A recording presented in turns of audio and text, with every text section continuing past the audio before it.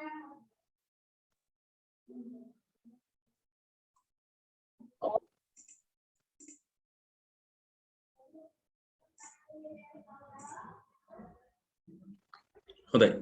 අයිබෝන් හැමෝටම සුබ දැසනක් අපි සාකච්ඡා කරමින් හිටියා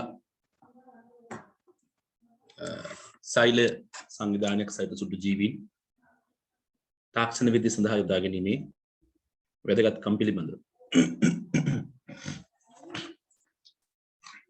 ඒ යටතේ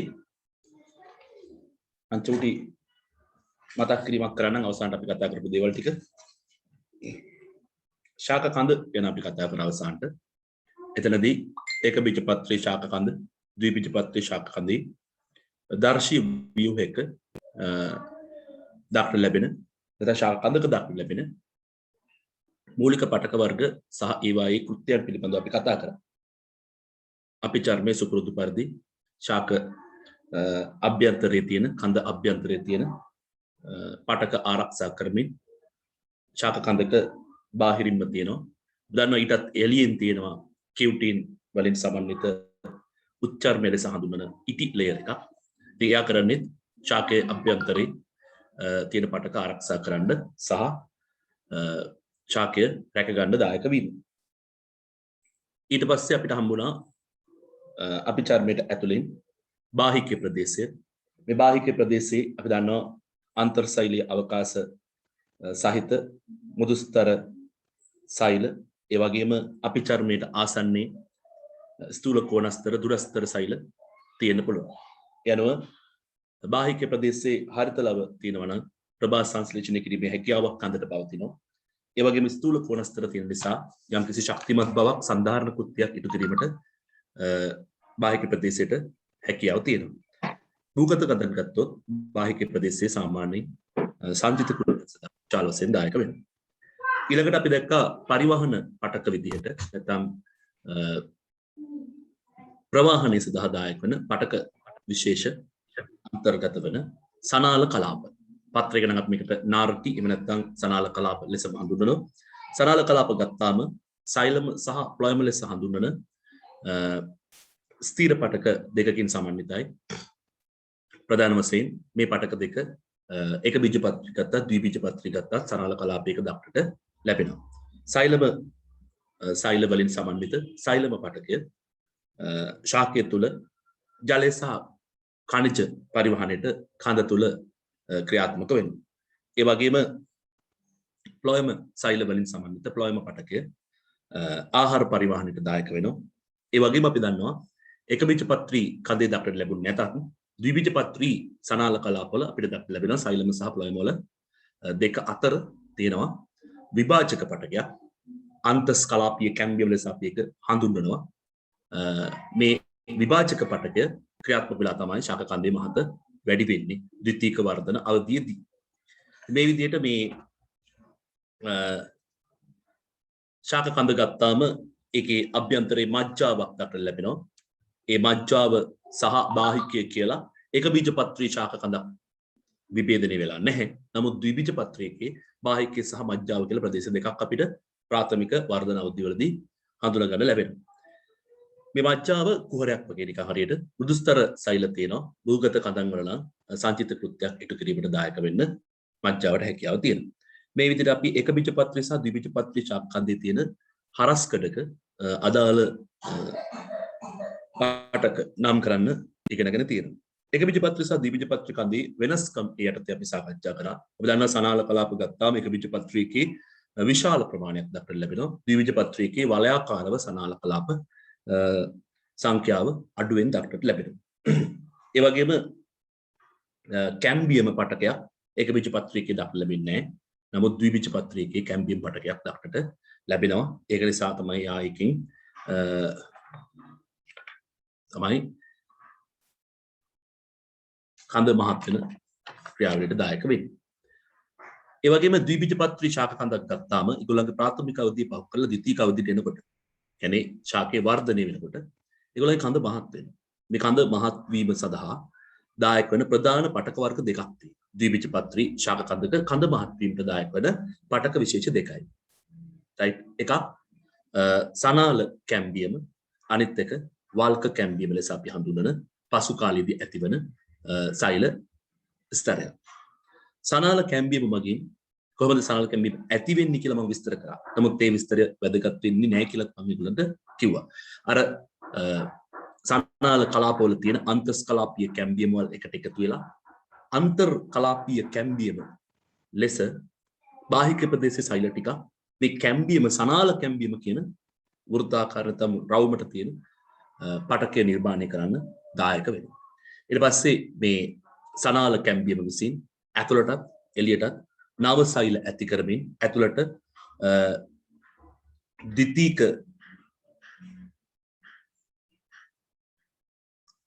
සෛලම සෛලත්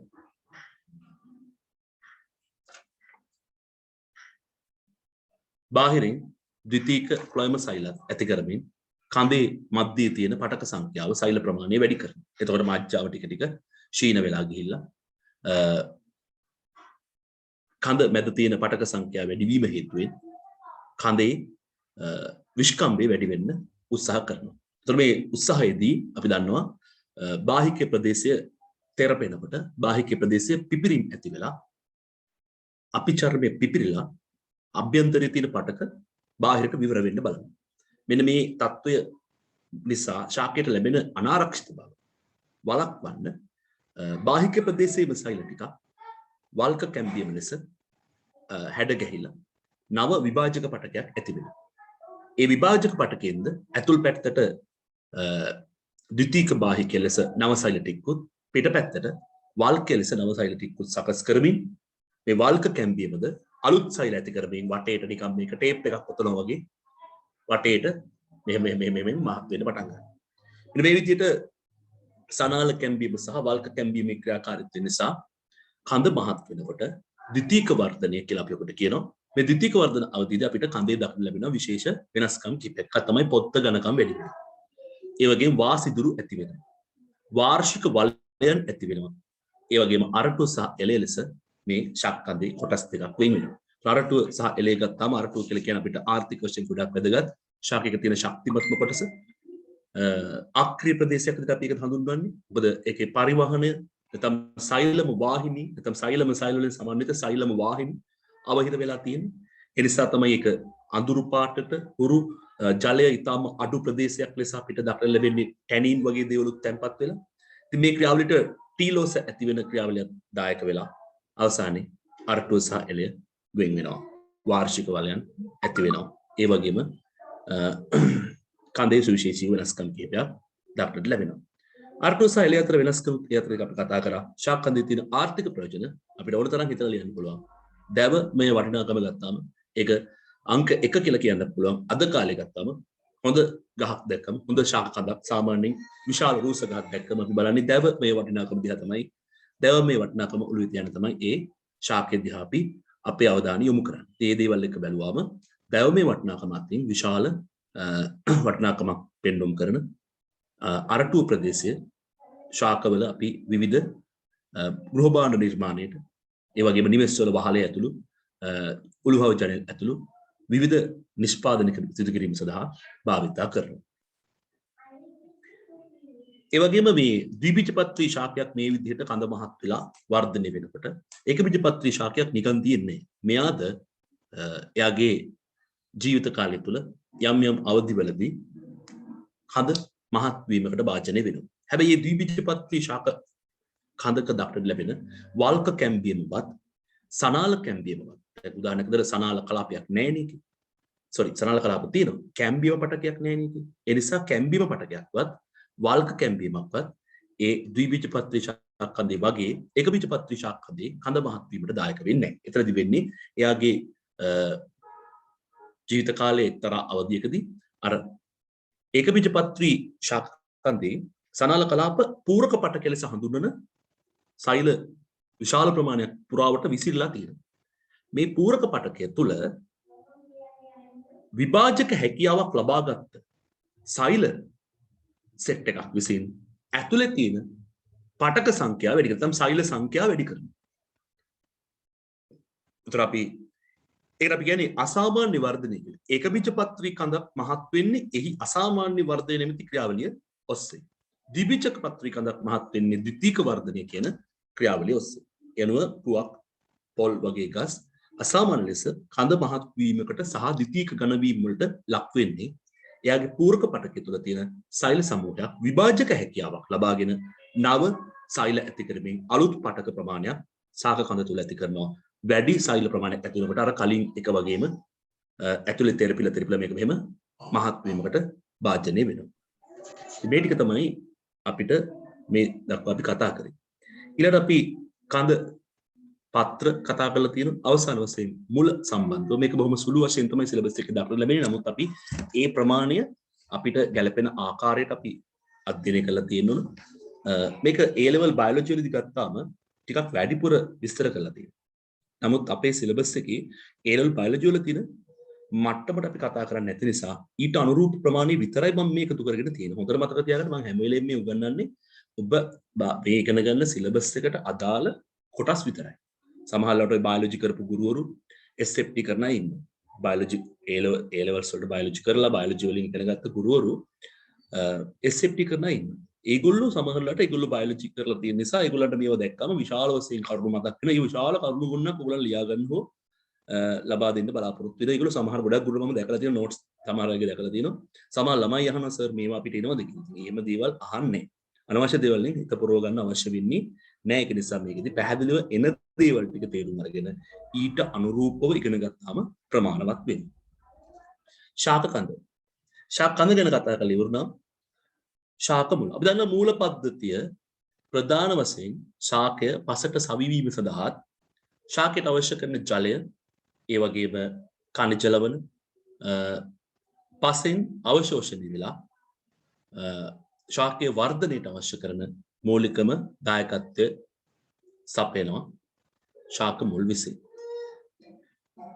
ශාකයකට මේ මුලින් තියෙන ප්‍රධාන ප්‍රයෝජනයක් දිහා බැලුවම එක පැත්තකින් ශාකයකට අවශ්‍ය කරන කනිජ සහ ජලය අවශෝෂණය මූල පද්ධතිය හරහා සිද්ධ වෙනවා.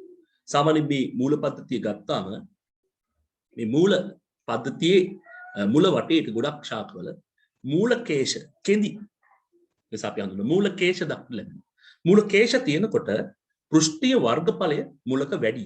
මුලක පෘෂ්ඨ ශේෂ්ඨඵලය වැඩි වෙනකොට අර ජලය සහ කනිජ ලවණ පෝෂක ද්‍රව්‍ය අවශෝෂණය වීමේ හැකියාව වැඩි වෙන නිසා අවශෝෂණ ක්‍රියාවලිය කාර්යක්ෂම වෙලා ශාකයට ප්‍රතිලාභ පහසුවෙන් කෙටි කාලයක් තුළ ලබා ගන්න හැකියාව ලැබෙනවා. ඒ වගේම ශාකයේ පසට සවි කිරීමටත් මූල පද්ධතිය හොඳින් විකසනය වී තිබීම අතිශය වැදගත් වෙනවා. හොඳින් විකසනය වෙලා දායක වෙලා තියෙනවා. අපි දන්නවා ඒක බීජපත්‍රි ගත්තම ද්විබීජපත්‍රි ගත්තම මුදුන් මුලක් තියෙනවා තියෙන මුදුන් මුලක් නැහැ. ඒක බීජපත්‍රි රයිට් ද්විබීජපත්‍රි මුදුන් මුලක් තියෙන. ඒකට ද්විබීජපත්‍රි ශාකයක් අපිට ගලවලා ඉවත් කරන එක පහසු නෑ. ඒක බීජපත්‍රි එකක් ගලවලා ඉවත් කරන එක සාපේක්ෂව පහසුයි. රයිට් ඒ වගේ යම් ප්‍රායෝගික අපහසුතාවයන් වලටත් අපිට මුහුණ දෙන්න සිද්ධ වෙන මේ මූල පද්ධතිය විකසනය වෙලා තියෙන ආකාරයත් එක්ක. ඉතින් මේ මූල පද්ධතිය ගත්තාම ප්‍රධාන වශයෙන් එක බීජපත්‍රි ද්විබීජපත්‍රි මෙතනදී මම කියන්න ඕන එක බීජපත්‍රි ශාක මූලේ හරස්කඩ ද්විබීජපත්‍රි ශාක මූලේ හරස්කඩ කියන ඔයගොල්ලන්ගේ සිලබස් එකේ රූප සටහනක් දීලා නැහැ. නමුත් මම මේක විස්තර කිරීම සඳහා ඔයගොල්ලන්ගේ සිලබස් එකට ගැලපෙන්නා වූ රූප සටහනක් මේ දෙකට භාවිතා කරලා තියෙනවා. රයිට් එතකොට මතක තියාගන්න දැන් ශාක කඳක පත්‍රවල තිබිච්ච පටක සහ ඒවායේ ප්‍රතිලාභ අපි කතා කරලා තියෙනවා. මුලෙත් තියෙනවා ඒක බීජපත්‍රි වේවා ද්විබීජපත්‍රි වේවා මූලික පටක සෙට් එකක් දක්වන්න ලැබෙනවා. එකක් අපිචර්මය අපි කලින් වගේම අපිචර්මය කියන්නේ පිටතම තියෙන සෛල ස්තරය උච්චර්මයක් දක්වන්න ලැබෙන්නේ නැහැ. ඒකට හේතුවක් තියෙනවා. උච්චර්මය කියන්නේ මොකක්ද? උච්චර්මය කියන්නේ ඉටි විශේෂයක් වැක්ස් එකක් නැත්නම් තෙල් ලේයර් එකක් වගේ එකක්. ඉටි අපි දන්නවා ඉටි කියන කට්ටිය හරහා නැත්නම් තෙල් හරහා ජලය ගමනාගමනය ඉතාම අඩුවෙන් තමයි සිද්ධ වෙන්නේ. ජල පරිවාරක ස්තරයක් විදියට වැක්ස් ලේයර් එකක් ඉටි ලේයර් එකක් හැසිරෙනවා. එතකොට මුලේ මූලික කර්තව්‍යය තමයි ශාකයට අවශ්‍ය කරන ජලය අවශෝෂණය කර ගැනීම.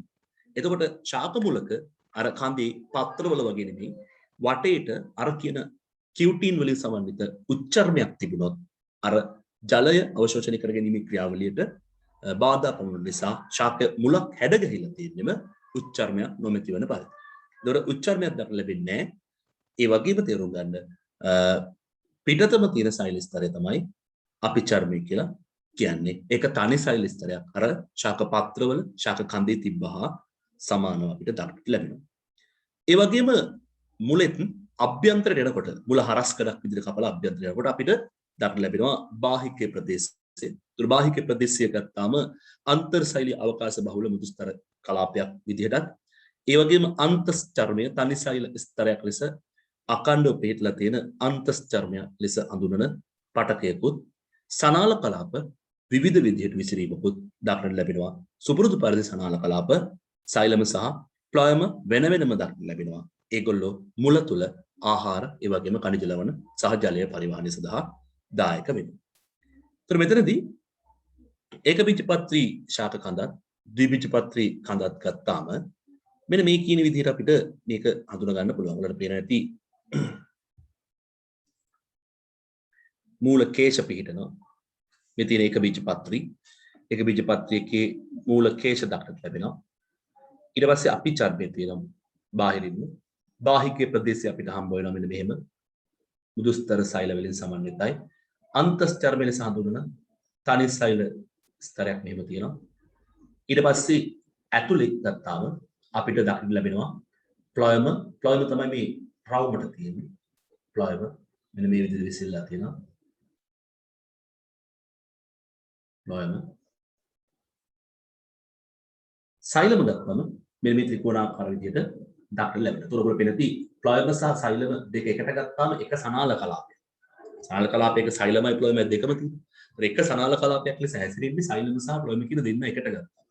එතකොට මේකේ ඔයගොල්ලන්ට පේන සනාල කලාප සංඛ්‍යාව වැඩි. මේ ජෝඩු වැඩි. ඊට අනුතරව මේ අභ්‍යන්තරයේ මජ්ජාව ලෙස හඳුන්වන පොඩි සෛල සමූහයකුත් අපිට දක්නට ලැබෙනවා. ද්විබීජපත්‍රී ගත්තම මේකට වඩා සාපේක්ෂව ගොඩක් වෙනස්. අපිචර්මයේ සුපුරුදු පරිදි මූල කේශ දක්නට ලැබෙනවා. බාහික ප්‍රදේශයේ සුපුරුදු පරිදි දක්නට ලැබෙනවා. අන්තස්චර්මය කලින් වගේම තියෙනවා. හැබැයි අභ්‍යන්තරයේ සනාල කලාපවල පිහිටීම වෙනස්. මේකේ වල පේනදී සෛල තාරකාවක් විදිහට තරුවක් වගේ සෛලයක් දක්නට ලැබෙනවා. එයාගේ වටේට ප්ලොයම කීපයක් දක්නට ලැබෙනවා. ඒතර මෙතනදී ඔයගොල්ලෝ පේන්නේ ඒකබීජපත්‍රියකේ තිබුණ සනාල කලාප ගොඩක්. සෛලම සහ ප්ලොයම ගත්තාම ඒ වගේ ජෝඩු ගොඩක්. ද්විබීජපත්‍රියකේ එහෙම ජෝඩු ගොඩක් නෙයි. සුළු ප්‍රමාණයක් තියෙනවා. ඒ නිසා ද්විබීජපත්‍රී ශාක මුලක් ගත්තාම සනාල කලාප ප්‍රමාණය අඩුයි. ඒකබීජපත්‍රියකේ සනාල කලාප ප්‍රමාණය වැඩි. ඒ වගේම ඔයගොල්ලන්ට පේනවා ඇති විශේෂත්වයක් මජ්ජාව ලෙස අපි හඳුන්වපු ඒකබීජපත්‍රී ශාක මුලක දක්නට ලැබෙන සෛල ප්‍රදේශය අපිට දක්නට ලැබෙන්නේ ද්විබීජපත්‍රී මුලක හරස්කඩ තුල. ඒ අනුව ඒකබීජපත්‍රී හා ද්විබීජපත්‍රී මුලේ ප්‍රධාන වෙනස්කම් විදිහට ඒකබීජපත්‍රී මුලක සනාල කලාප ප්‍රමාණය වැඩි, ද්විබීජපත්‍රී මුලක සනාල කලාප ප්‍රමාණය අඩුයි. ඒ වගේම ඒකබීජපත්‍රී මුලක් ගත්තාම මජ්ජාව දක්නට ලැබෙනවා. ද්විබීජපත්‍රියකේ මජ්ජාවක් දක්නට ලැබෙන්නේ නැහැ. මෙන්න මේ කියන ප්‍රධාන වෙනස්කම් ඒකබීජපත්‍රී සහ ද්විබීජපත්‍රී ශාක මුල්වල දක්නට ලැබෙනවා. ඉතින් මේ තමයි මේ මුල සම්බන්ධව කතා කරන්න තියෙන දේවල් ටික. ඊට පස්සේ අපිට තියෙන්නේ සරල මුලෙහි තියෙන ආර්ථික වැදගත්කම, මුලේ තියෙන ආර්ථික වැදගත්කම ගත්තාම මේක පැත්තකින් බතල වඤ්ඤොක්ක වගේ ආහාර ලෙස අපි භාවිතා කරන ඒ වගේම ඖෂධ විදිහට මුල් භාවිතා කරන විශාල වශයෙන් මේ දවස්වල බොහොම ප්‍රචලිත දේවල් තියෙනවා. මුල් ඒ වගේම භූගත කඳන් අපි විශාල වශයෙන් පාවිච්චි කරනවා ඖෂධීය වටිනාකම හේතුවෙන්. එතකොට පාංශුකාදනය වැළැක්වීමට මේ මුල් ටික පස පුරා විකසනය වෙලා තිබීම අතිශය වැදගත් වෙනවා. ඒ වගේම රුක්කත්තන කඳුළු වගේ ශාක ගත්තාම කලාත්මක නිර්මාණ කිරීමට ඒවායේ මුල් අපිට දායක වෙනවා. කිරළ ශාකයේ මුලත් අපිට ඒ විදිහට දායක වෙනවා. right.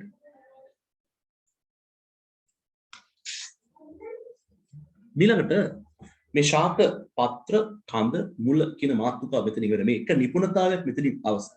තවත් තියෙනවා නිපුණතා කීපයක්. එකක් පටක රෝපණය, අනිත් එක වනාන්තර. අවසාන නිපුණතාවය තමයි මේකේ පෘෂ්ඨ වංශීන් සහ අපෘෂ්ඨ වංශීන් සම්බන්ධව කතා කරන්න තියෙන කොටස. එතකොට ඒ යටතේ අපි ඊළඟ කොටසට යනවා පාඨක රෝපණය.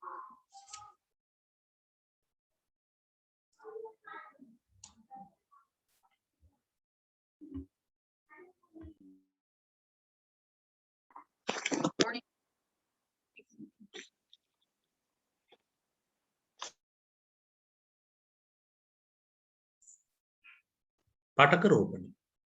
අපි ඉස්සෙල්ලා බලන්න මොකද්ද මේ පාඨක රෝපණය කියන්නේ කියලා. ශාක ගත්තාම අපිට ආර්ථික වශයෙන් වැදගත් ශාක වර්ග විශාල ප්‍රමාණයක් වගා කටයුතු සඳහා නිෂ්පාදනය කරගන්න නැත්නම් නිර්මාණය කරගන්න ඇති කරගන්න අවශ්‍ය වෙන අවස්ථා තා විශාල ප්‍රමාණයක් අපිට හම්බ වෙනවා.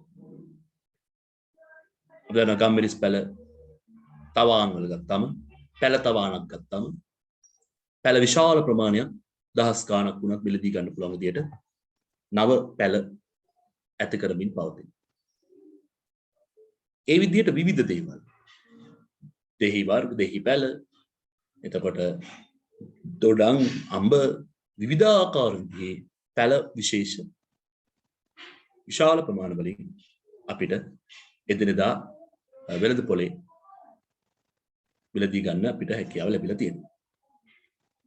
මේසා විශාල මේ ඉන්ඩස්ට්‍රි එකක් නැත්නම් වෙළඳ පොළ වටිනාකමක් තියෙන ශාක වර්ග ඒ වගේම අපිට සමහර ශාක තියෙනවා සංස්කෘතික වශයෙන් ගොඩක් වැදගත් ඒවා සංරක්ෂණය කිරීමට අවශ්‍ය වන අවස්ථාවලදී අපිට මේ ශාක නව ශාක ඇති කර ගැනීමට අවස්ථාව නැත්නම් අවශ්‍යතාවය ලැබෙනවා.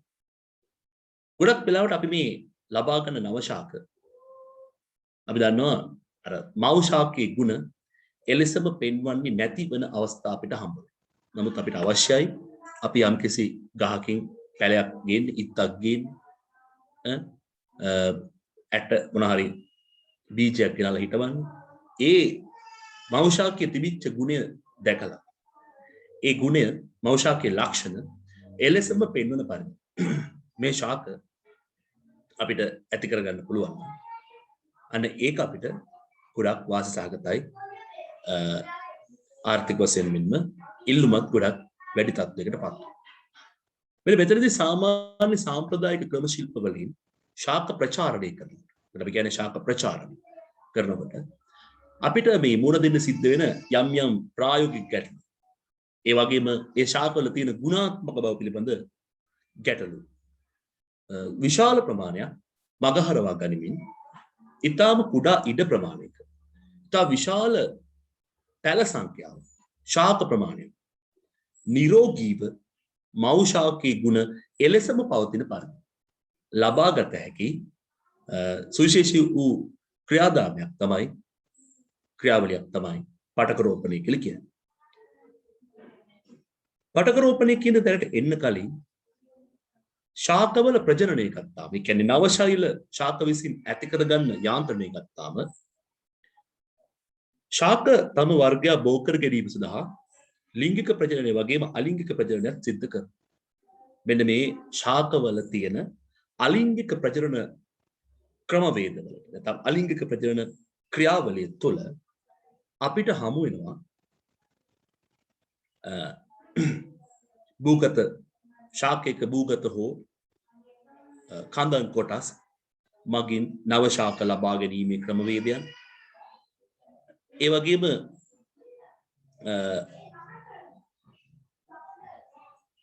විවිධ ශාකවල තියෙන කොටස් වර්ධක අවයව අපි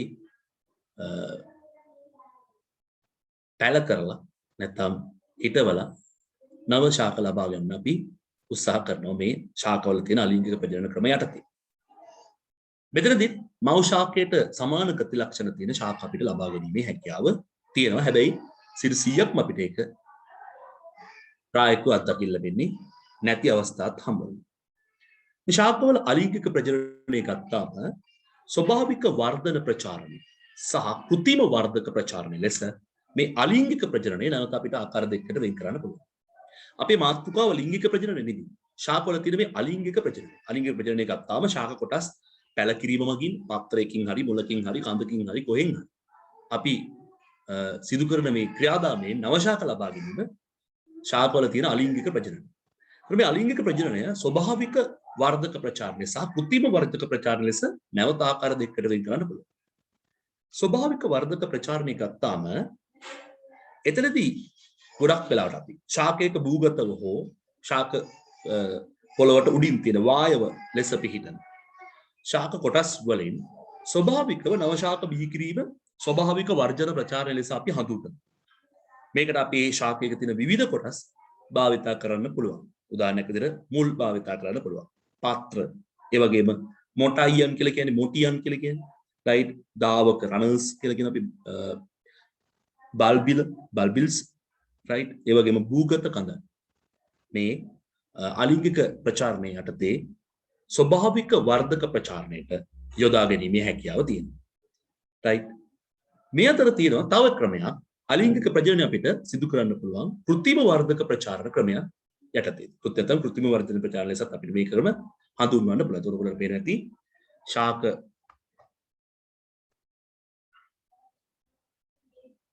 ප්‍රචාරණය ගත්තාම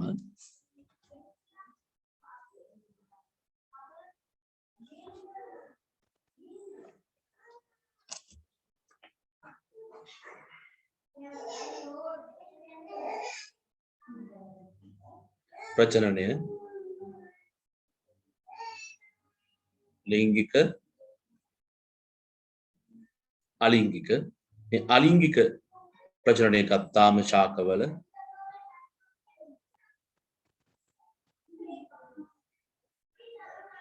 ස්වභාවික සහ කෘත්‍රිම ලෙස ආකාර දෙකකට වෙන් කර ගන්න පුළුවන්. ස්වභාවික සහ කෘත්‍රිම වර්ධක ප්‍රචාරණය කියලා. මේ ස්වභාවික වර්ධක ප්‍රචාරණය සඳහා අපි මුල් පාත්‍ර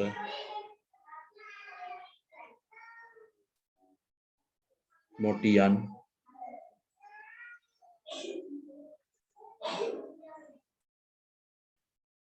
ඒ වගේම භූගත කඳන් භාවිතා කරනවා. මේ විදිහට ගියාමත් අපිට මව් ශාකයේ ගුණ තියෙන ශාක ගන්න පුළුවන්. හැබැයි 100%ක්ම මව් ශාකයේ ගුණ මේ ක්‍රමවේද වලට අපිට දක්නට ලැබෙන්නේ නැත්නම් හමු වෙන්නේ නැහැ.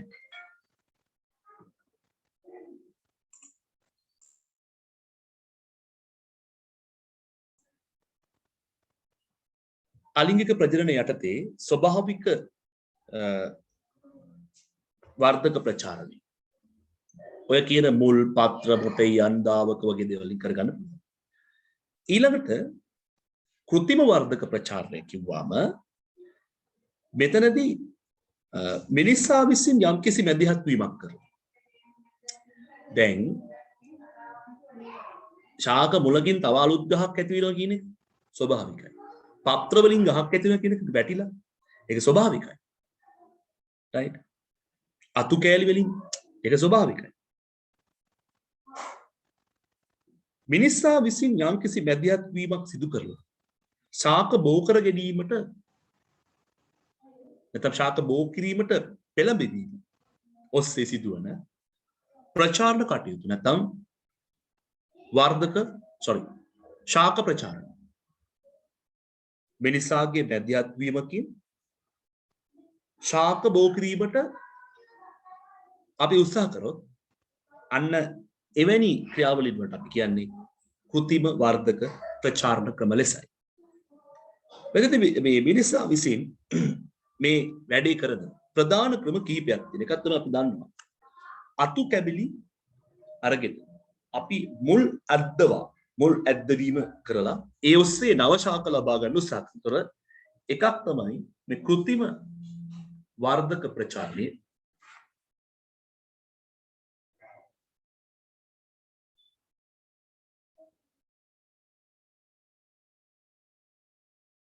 අතු කැබිලි මුල් ඇද්දවීම.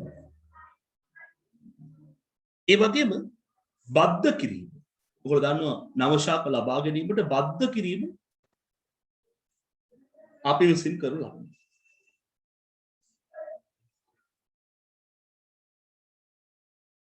බද්ධ කිරීම. ඒ වගේම අතු බැඳීම.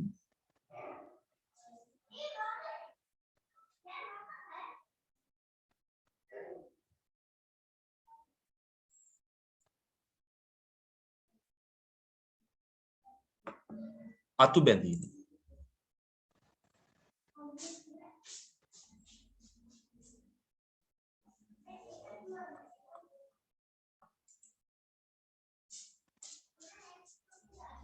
ඒ වගේම අපි අද කතා කරන මාතෘකාව පාඨක රෝග. මෙන්න අපේ මාතෘකාව තියෙන තැන. ශාක ප්‍රචාරණය ලිංගික අලිංගික කියලා ආකාර දෙකකට සිද්ධ වෙන්න පුළුවන්. අලිංගික ප්‍රජනනයේදී එය ස්වභාවිකව සිද්ධ වෙන ශාක නව ශාක බෝවීමේ ක්‍රියාවලියක් වෙන්න පුළුවන්. ඒක මුල් වලින් පත්‍ර වලින් මොටයියන්ගෙන් භූගත කඳන් වලින් වෙන්න පුළුවන්. අලිංගික ප්‍රජනනය යටතේ කෘත්‍රිම වර්ධක ප්‍රචාරණය ලෙස අපිට නැවත හඳුනා ගන්න පුළුවන්. මිනිසා විසින් යම් කිසි බලපෑමක් කරලා සිදු කරන නව ශාක ලබා ගැනීමේ ක්‍රියාවලිය. එකක් අතු කැබිලි මුල් ඇද්දවීම, බද්ධ කිරීම, අතු බැඳීම, අවසාන වශයෙන් පාඨක රෝග. මෙන්න මේ කෘත්‍රිම ප්‍රචාරණ ක්‍රම අතරින් අතු කැබිලි මුල් ඇද්දවීම, බද්ධ කිරීම, අතු බැඳීම වගේ දේවල් භෞතිකව අපි විසින් අපේ මේ අත්වලින් අල්ලලා සිද්ධ කරන දේවල්. ඒක අපිට පියවිහැට පෙනෙන ක්‍රියාව. අපිට පේන සිද්ධ වෙන දේ. මහා පරිමාණයෙන් කරන්න. නමුත් පාඨක රෝපණය කියන එක අතු කැබිලි මුල් ඇද්දවීම, බද්ධ කිරීම, අතු බැඳීම වගේ ක්‍රියාවලි වලදී ශාක ලබා ගැනීම ලොකු ඉඩකඩක් අපිට.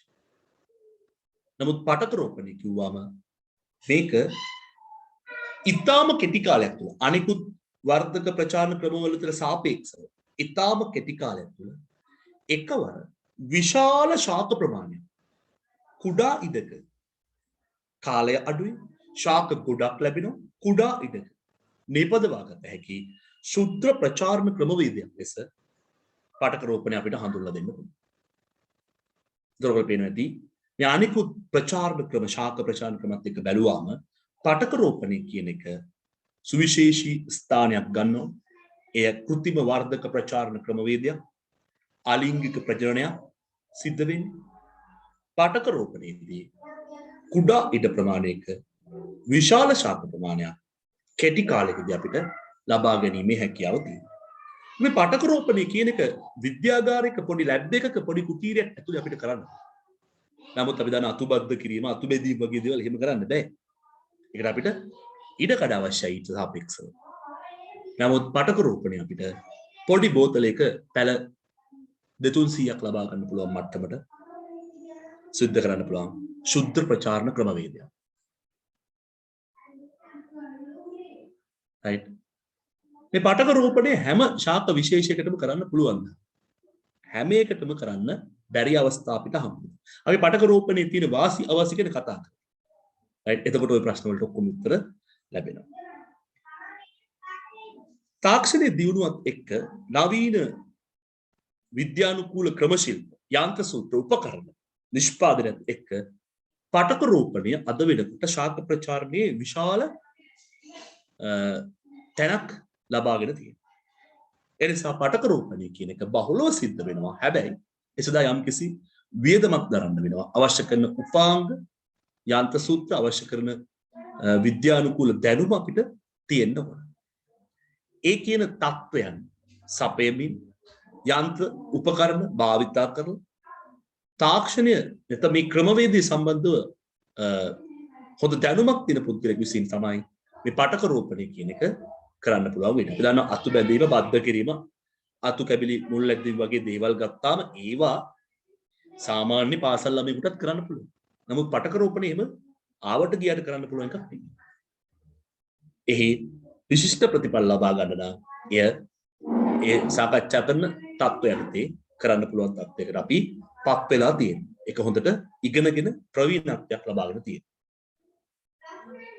ඒ අනුව පාඨක රෝපණය කියන්නේ මොකක්ද කියලා බලමු.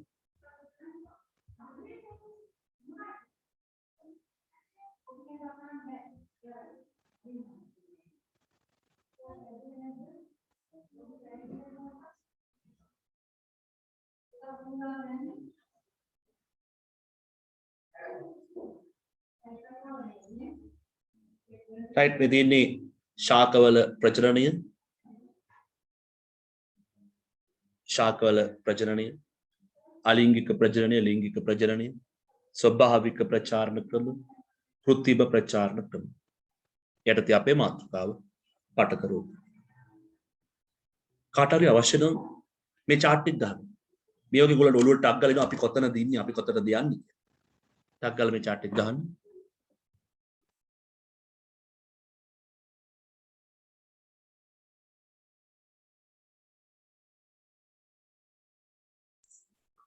right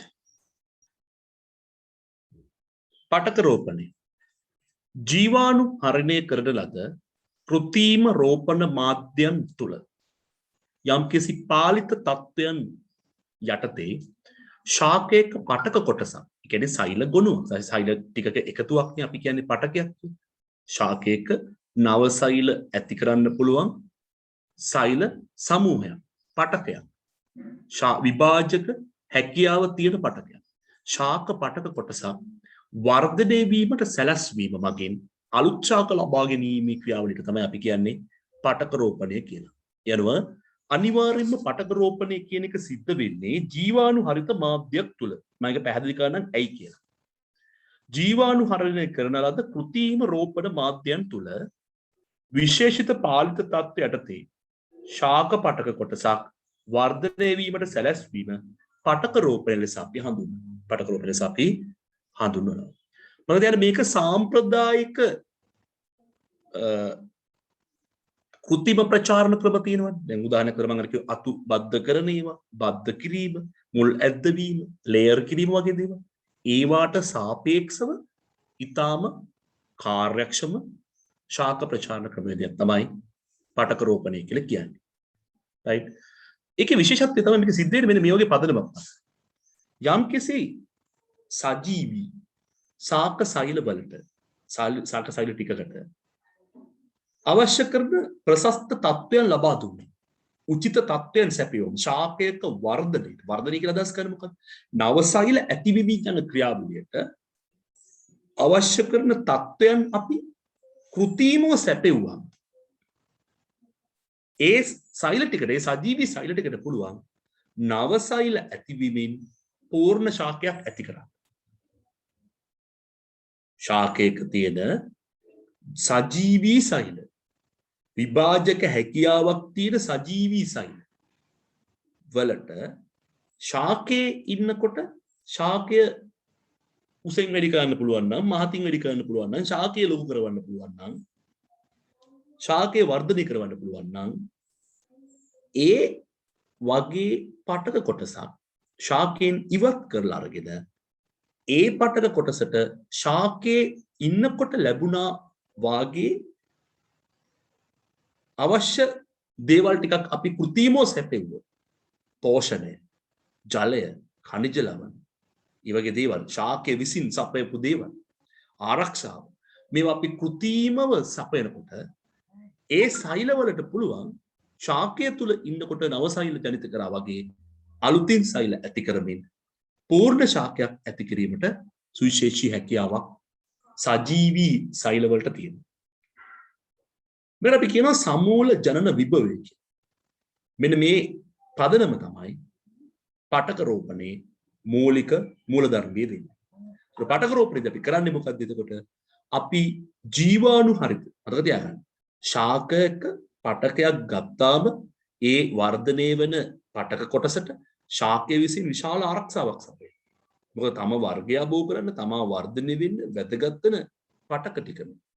ඒවා බාහිරින් එන විලෝපකයන්ගෙන් විවිධ බාහිර බලපෑම් වලින් ආරක්ෂා වන පරිදි බැක්ටීරියා වෛරස දිලීර සුදු ජීවීන්ගෙන් ආරක්ෂා වන පරිදි ශාකය විසින් යම්කිසි ආරක්ෂාවක් ඒගොල්ලෝ සපයමින් තමයි තියෙන්නේ.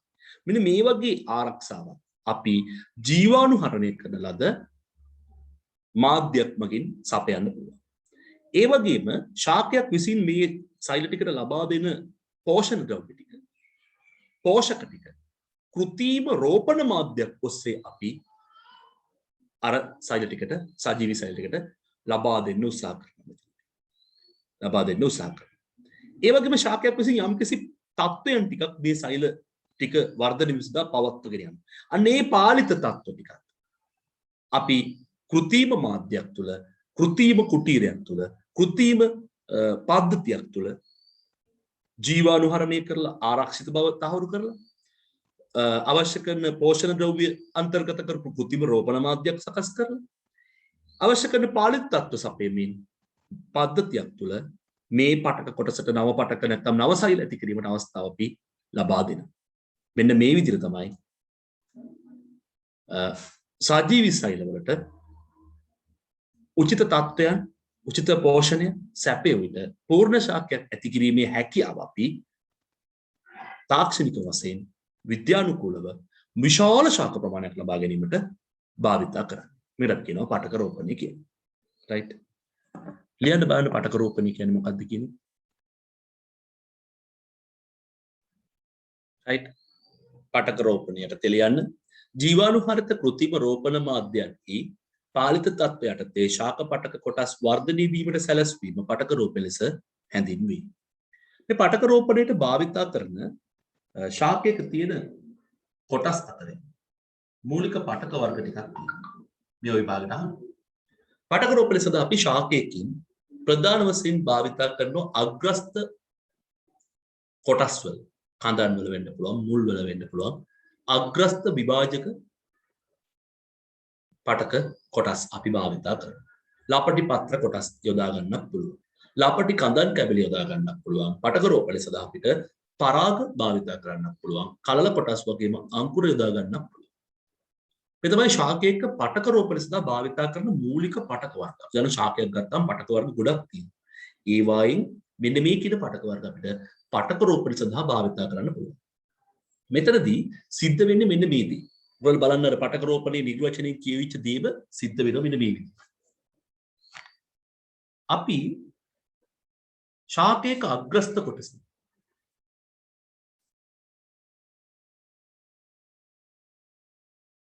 හඳන්න ශාකයක අග්‍රස්ත කොටස් වල ඉතින් right මේ ශාකයක අග්‍රස්ත කොටස් වල ලාපටි පත්‍ර වලින් වට වෙලා නවසෛල ඇති කරමින් ශාකයේ කඳේ උස වැඩි කරන්න, පත්‍රවල දිග වැඩි කරන්න, මුල්වල දිග වැඩි කරන්න දායක වෙන විභාජක පටක තියෙනවා. ඒගොල්ලෝ යම් නිශ්චිත කෘත්‍යයක් සඳහා විභේදනය වෙලා නැහැ. ඒ කියන්නේ සෛලමවත් ප්‍රයමවත් නෙමෙයි. ඒගොල්ලෝ ස්ථිර පටකනේ. විභාජක හැකියාව තියෙන සජීවී පටක. නවසෛල ඇති කරමින් ඉන්න කට්ටිය. අන්න ඒ වගේ පටක කොටස අපි මෙන්න මේ කොටස කපලා අරගෙන ඒකේ අභ්‍යන්තරය පිරිසිදුව මෙන්න මේ අභ්‍යන්තරයේ තියෙන අර සෛල සමූහය අපිට බ්ලේඩ් වලින් කපලා වෙන් කරගන්න. මේකට අපි කියනවා පූර්වකය. මොකක්ද කියන්නේ? පූර්වකය. දැන් මේ පූර්වකය කියන එක පටක රෝපණයේ ආරම්භ කිරීම සඳහා අපි යොදා ගන්න පටක කොටස තමයි මේ පූර්වකය කියලා කියන්නේ. මේ ශාකයෙන් තමයි මේක ගන්න. ඒතර ශාකයක අග්‍රස්ත විභාජකයක තියෙන සෛල සමූහයක් වෙන්න පුළුවන් පූර්වකය. මේ පූර්වකය අපි ශාකයෙන් ඉවත් කරපු ගමන් දැන් පූර්වකයට ශාකය විසින් ලබා දුන්නු ආරක්ෂාව නැහැ. මේ සෛල ටිකට ශාකය විසින් සපයපු සප්ලයි එක නැහැ. කනිච්ච මේ ලබා දෙනවා, ජලය ලබා දෙනවා, පරිවර්තන විවිධ පෝෂණ ද්‍රව්‍ය ලබා දෙනවා. ඒව නැහැ. මේ පූර්වකය ඔහම තිබුණොත් නිකම්ම මිය යනවා. ඒ නිසා අපි මොකද කරන්නේ? පූර්වකය ආරක්ෂිත. ඒ කියන්නේ සුද්ධ ජීවීන්ගෙන් වෛරස් වලින් ආරක්ෂා වන පරිදි පූර්වකය අපි ඉවත් කරගන්නත් ඕන අග්‍රස්ත කොටස් වලින්. ඉවත් කරගත්ත පූර්වකය ජීවාණුහරණය කරලා. ඔයාලා දන්නා ජීවාණුහරණය කියන්නේ මොකක්ද? සියලුම සුද්ධ ජීවීන් විනාශ කිරීම. ඔයාලා මතක ඇති මම කියලා දුන්නා. පැස්ටරීකරණය තියෙන ජීවාණුහරණය. පැස්ටරීකරණයදී වෙන්නේ අහිතකර සුද්ධ ජීවීන් විනාශ කිරීම එක විතරයි. ජීවාණුහරණයේදී සියලු සුද්ධ ජීවීන් විනාශ වෙනවා. මේ විදිහට සියලුම සුද්ධ ජීවීන්ගෙන් තොර ජීවාණුහරණය කරන ලද ජීවාණුහරණ ක්‍රම ගොඩක් තියෙනවා. ඒ අවස්ථාවට අනුකූල ජීවාණු ක්‍රම වෙනස් වෙන්න පුළුවන්. ජීවාණු හරි දැන් උදාහරණයකට අපි පොඩි බබාලගේ වතුර බොන කිරි බොන අර වීදුරු බෝතලයක් මේ උණු වතුර එකට දාලා ගෙවල් අම්මලා නටවන තම්බන දැකලා ජීවාණු හරි. right hospital භාවිත කරන කතුරු අරෝග්‍ය ඒ දවස්වල ඉන්ජෙක්ෂන් විදින්න තිබුණ එක නීඩල් එක මේක හැමෝට විදින එකේ. ඒව හැබැයි එක්කෙනෙකුට විතර පස්සේ අනිත් එක්කෙනෙකුට විදින්න ජීවාණු හරි එක. ලොකු මේ හීටර්ස් වල දාලා රත් කරලා බෝයිල් කරලා ජීවාණු හරි කරලා තමයි ගන්න. අනිත් එක්කන ඉන්ෆෙක්ට් නොවෙන්නේ. නමුත් ඔය ඒඩ්ස් වගේ සමාජ රෝග වගේ දේවල් ගොඩාක් ප්‍රචලිත වෙනකොට ලෝකේ යම් නීති ගෙනාවා. ඒවා ඒ විදිහට එක භාවිත කරන්න එපා කියලා යම් පුද්ගලයෙකුට එක නීඩල් එකක් වෙන විදිහට ක්‍රමවේදයක් සකස් වුණා මෑත කාලේදී. ඉස්සර කාලේ අපේ පොඩි කාලේ ගත්තොත් අර විදිහට තමයි බෙහෙත් විද්දී. තාමත් මේ කතුරු දැන් කතුරක් ගත්තම ඒ කපන කතුරු අරෝග්‍ය තියෙන ඊවනම් ඔපරේෂන් වලට ගන්න ඊවනම් එක එක රෝගියෙක් එක එක ගන්න නෑනේ. ඒවා ජීවාණු හරණය කළා තමයි ඊළඟ කරන්නේ. right ජීවාණු හරණය කරපු මෙන්න මේ වගේ මාධ්‍යයක් අපි සකස් කරනවා. මොන වගේ එකක්ද? අර పూర్වකයේ තියෙන සෛල ටිකට ශාක්‍ය විසින් සපයපු සප්ලයි එක පෝෂණය අන්තර්ගත ජීවාණු හරිත කෘත්‍රිම රෝපණ මාධ්‍යයක් අපි සකස් කරනවා. අපි කියන්නේ රෝපණ මාධ්‍යයක්.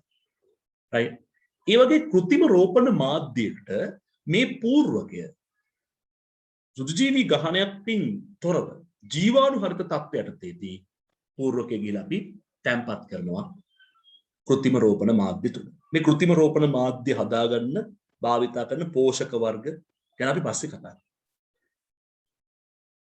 දැන් මේ කෘත්‍රිම රෝපණ මාධ්‍ය තුල මේ పూర్වකය මොකද වෙන්නේ? සෛල විභාජනය වෙමින් නැවත විභාජනය වීමේ හැකියාවක් සහිත නිශ්චිත කෘත්‍යයකට විභේදනය වෙච්ච නැති. ඒ කියන්නේ නිශ්චිත කෘත්‍යයක් සඳහා හැඩගැහෙන්නේ නැති. ඒ කියන්නේ තවදුරටත් විභාජක හැකියාව තියෙන ඝන සෛල ස්කන්ධයක් බවට පත් වෙනවා. එතකොට අපි ඒකට කියන්නේ කිනකය කියලා. මොකද කියන්නේ කිනකය. එතකොට අග්‍රස්ත කොටසකින් අපි ගත්ත මේ විභාජක සෛල ටික పూర్වකය අපි ගිහිල්ලා රෝපණ මාධ්‍යයකට හඳුන්වලා දෙනවා. රෝපණ මාධ්‍යයකට තැම්පත් කරනවා. රෝපණ මාධ්‍ය ගත්තාම හදලා තියෙන ශාකීන් අවශ්‍ය කරන පෝෂක ද්‍රව්‍ය ලැබෙනසේ ඒ විදිහටම රෝපණ මාධ්‍ය සකස් කරගන්නවා. ඒ වගේම ජීවාණු හරිත තත්ත්වයට මේ ක්‍රියාවලිය සිද්ධ කරනවා. මේ විදිහට ජීවාණු හරිත තත්ත්වයටදී රෝපණ මාධ්‍යයට పూర్වකය හඳුන්වලා දුන්නාට පස්සේ పూర్වකය නව සෛල ඇති කරන්න පුළුවන් ඝන සෛල ස්කන්ධයක් විභාජක හැකියාවක් තියෙන සෛල ස්කන්ධයක් බවට පත් වෙනවා. ඒකට අපි කියන්නේ කිනකය කියලා. මම කියලා කියන්නේ කිනකය. ඒතකොට పూర్වකයෙන් කිනකය ඇති වෙනවා. මෙන්න මේ කිනකය රෝපණ මාධ්‍ය හා ලබා දෙන තියෙන ප්‍රශස්ත තත්ත්ව නියමිතව හසුරුවනකොට මේ කිනකයෙන් මුල් ප්‍රේරණය වෙලා කිනකයේ තියෙන අංකුර සංඛ්‍යාව ප්‍රථම කියන ප්‍රරෝහ වැඩි වෙලා ප්‍රරෝහ ප්‍රේරණය වෙලා ඒවායේ මුල් ප්‍රේරණය වෙලා නව ශාක විශාල ප්‍රමාණයක් ඇති වෙනවා. නව ශාක විශාල ප්‍රමාණයක් ඇති වෙනවා. මෙන්න මේක තමයි පටක රෝපණයේදී සිද්ධ වෙන මූලික යාන්ත්‍රය. ඒතර මෙතනදී දැන් අපි තු වෛරස් ආසාදනයකට ලක් වෙච්ච ශාකයක් වෛරස් ආසාදනයට ලක් වෙච්ච යම්කිසි ශාකයකින් පවා එම ශාකය වාගේ ඒ මව් ශාකය වගේ තවත් දහස් ගාණක් ශාක අපිට ලබා ගන්න පුළුවන් කිසිදු වෛරස් ආසාදනයකින් තොරව මේ පටක රෝපණය මගින්. මොකද වෛරස් ආසාදනය ගත්තාම ආසාදන වෙච්ච වෛරසයේ ශාකය දිගේ සෛලෙන් සෛලයට ආසාදනය වෙමින් යන වේගයට වඩා වැඩි වේගයකින් අග්‍රස්ත විභාජකවල සෛල විභාජනය වෙනවා. නව සෛල ඇති වෙනවා. එතකොට අර පැත්තෙන් විනාශ වෙවි එනවා ශාකයට හානි කරගෙන එනවා වෛරසය. හැබැයි අග්‍රස්ත විභාජකවල තියෙන අර විභාජක පටක නව සෛල ඇති කරමින් යනවා. ඒ ඇති කරමින් යන ශීඝ්‍රතාවය වැඩි මේ පැත්තෙන් ආසාදනය වෙන ශීඝ්‍රතාවයට වඩා. ඒ නිසා සෑම විටම වාගේ අග්‍රස්ත විභාජකවල තියෙන සෛල ගත්තාම වෛරස් ආසාදනයකින් තොරයි වෛරස් ආසාදනයකට ලක් වෙච්ච ශාකයක පවා. වෛරස් ආසාදනයකට ලක්විච්ච ශාකයකින් පවා අපිට නිරෝගී ශාක ගන්න පුළුවන්. අන්න ඒ අග්‍රස්ත විභාජකවල තියෙන පටක කොටසක් පූර්වක විදියට තෝරාගත්තා. right.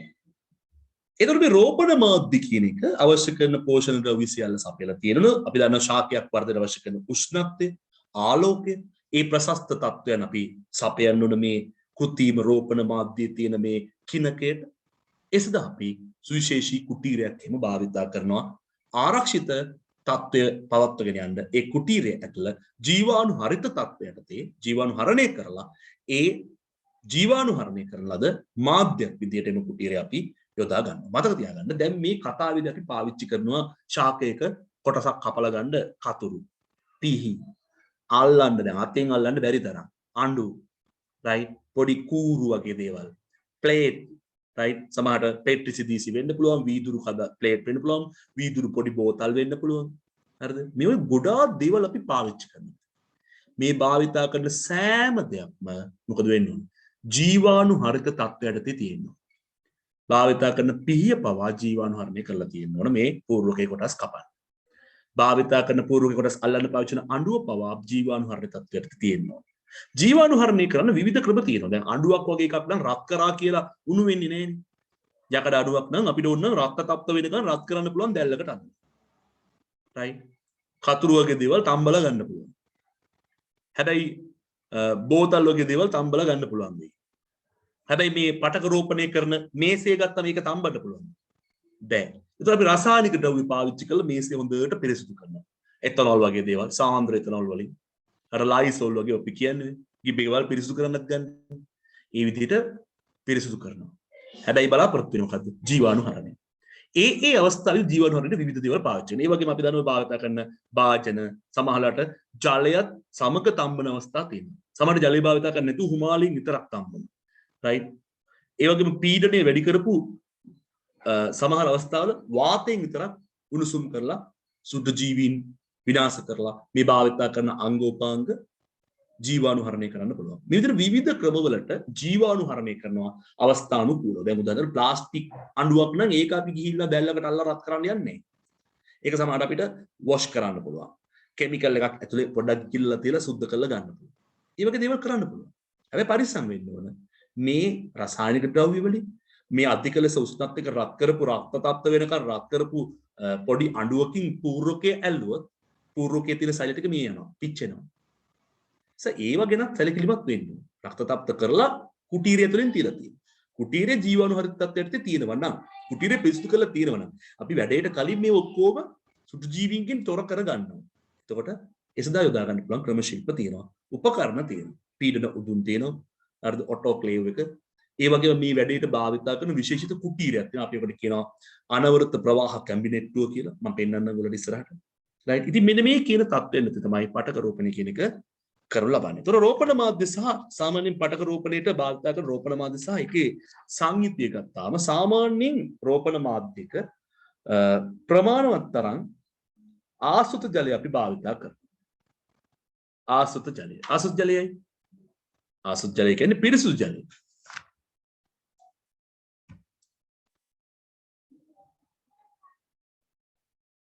ඔව් කෙසෙල් පැල එක මොහොතකට එක යායට වගා කරන්නේ පටක රෝපණයෙන් ගත්ත පැල තමයි. එතකොට බලන්න මේ කෙසෙල් වගාවෙන් ලැබෙන කෙසෙල් කැන් වල හැම කෙඩියක් මේක සයිස්. එක වගේම පළදාවකුත් ලැබෙනවා. ඒ තමයි පටක රෝපණයේ තියෙන විශේෂත්වය. ඔය මේ කොහෙද ඇඹිලිපිටිය පැත්තේ විශාල වශයෙන් ඔය කෙසෙල් වගාවට මේ පටක රෝපණේ භාවිත වෙන දක්වන්න ලැබෙනවා අපිට. රයිට්. ඒතර ජලය රෝපණ මාධ්‍යයට අමතරව අතිරේකව අපි ලවණ වර්ග ඒ වගේම දෙවරක් ආසරණය කරපු ආසුත ජලය අපි භාවිත කරනවා. මොකද මේ භාවිත කරන රසායනික ද්‍රව්‍ය පවා සුදු ජීවීන්ගෙන් තොර වෙනවා. ඒ නිසා ආසුත ජලය තමයි අපි භාවිත කරන්නේ. ඒ වගේම අකාබනික පෝෂක වර්ග යොදා ගන්නවා. අධිමාත්‍ර සහ අංශු මාත්‍ර මූල ද්‍රව්‍ය විදිහට අපි යම් සංඝටක මේතරදී භාවිත කරනවා. කාබනික පෝෂක අපි යොදා ගන්නවා රෝපණ මාධ්‍ය හදනකොට. එතකොට සුක්‍රෝස් වගේ දේවල්, ඒ වගේම ප්‍රක්ටෝස් වගේ සීනි වර්ග, ඒ වගේම ඇමයිනෝ අම්ල වර්ග, පොල් වතුර, ඊස්ට් නිස්සාරක, මෝල්ටෝස් වැනි ද්‍රව්‍ය අපිට භාවිත කරන්න පුළුවන්. කාබනික පෝෂක විදියට. ඔයගොල්ලෝ තේරුම් ගන්න ඕනේ ජලය තියෙනවා රෝපණ මාධ්‍යයක. මොකද ශාකයට ජලය අවශ්‍යයි.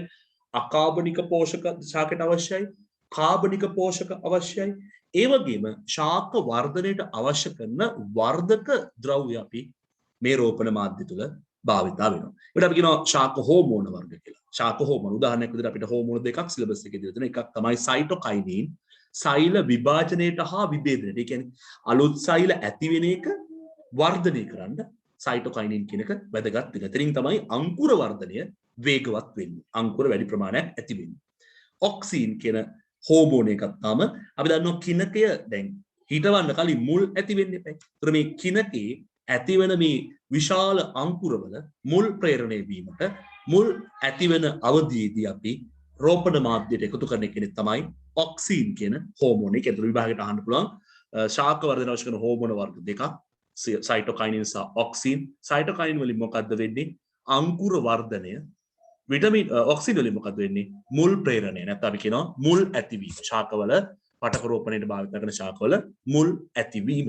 ඊට අමතරව අපි මේ රෝපණ මාධ්‍ය තුල විටමින් වර්ග භාවිතා වෙනවා. ශාකයට අවශ්‍ය කරන ප්‍රශස්ත වර්ධනයට දායක වන B1, B6 ඒ වගේම තයිමින් වගේ විටමින් වර්ග අපි මේ ශාක වර්ධනයට භාවිතා කරන රෝපණ මාධ්‍ය තුල යොදා ගන්නවා.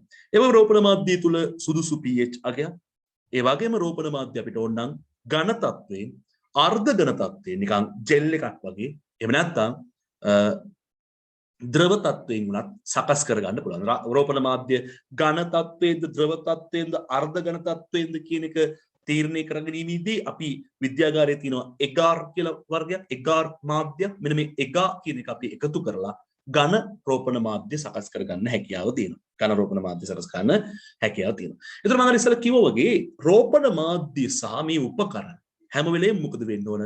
ජීවාණු හරිත තත්ත්වයටදී භාවිතා වෙන්න ඕන. ඒතර රෝපණ මාධ්‍ය වගේම උපකරණ ජීවාණු හරණයට ගියාම රෝපණ මාධ්‍ය පිළියෙල කරලා ජීවාණු හරණයට රෝපණ මාධ්‍ය මේ හදන එක තියෙනවනේ. මේ සුක්‍රෝස් දාලා මෝල්ටෝස් දාලා ආසුචි ජලය දාලා එගාර දාලා ඝන තත්වයෙන් හෝ අර්ධ ඝන තත්වයෙන් සකස් කරගන්න පිළියෙල කරගන්න මේ රෝපණ මාධ්‍ය. මෙන්න මේ රෝපණ මාධ්‍ය සුදු ජීවි ගහණයකට විශාල වශයෙන් ලක් වෙන්න පුළුවන් එකක්. ඇයි? සුදු ජීවිනුත් හරි කැමතිනි කාබනික උපස්තර වලට අකාබනික උපස්තර වලට. ඒ නිසා මේ රෝපණ මාධ්‍යයත් ජීවාණු හරණය කරගන්න ඕනේ. ඒ සඳහා අපි භාවිතා කරන පීඩන උදුන මොකද්ද අපි යොදාගන්නේ? රෝපණ මාධ්‍ය ජීවාණු හරණයට අපි පීඩන උදුණු භාවිතා කරනවා. ඒ වගේම රෝපණ මාධ්‍යයට ඒගාර් කිව්වත් එගාර් කිව්වත් ගැටලුවක් නැහැ. එගා හරිද? ඒක ප්‍රශ්නයක් නෑ. ඒක ඉංග්‍රීසි වලින් ලියනකොට ඒගාර් කියලා සිංහලට අපි පරිවර්තන කරගෙන සමහර අය එගාර් කියලා කියනවා. රයිට්? රෝපණ මාධ්‍යයට හඳුන්වා දීමට පෙර බහිස්වාක්‍ය මතු පිට. ඒ කියන්නේ අපි කියවර ශාකය කෑල්ල කපලා නික ගන්න කලින් මේ මතු පිටත් සුදු ජීවීන් ඉන්න පුළුවන්. අභ්‍යන්තර ඇතුළත. ඒගොල්ලන්ගේ ග්‍රහණයට ලක් වෙනවා අපි මේක සුද්ධ බයිට් කරලා කපලා ගන්න යනවා.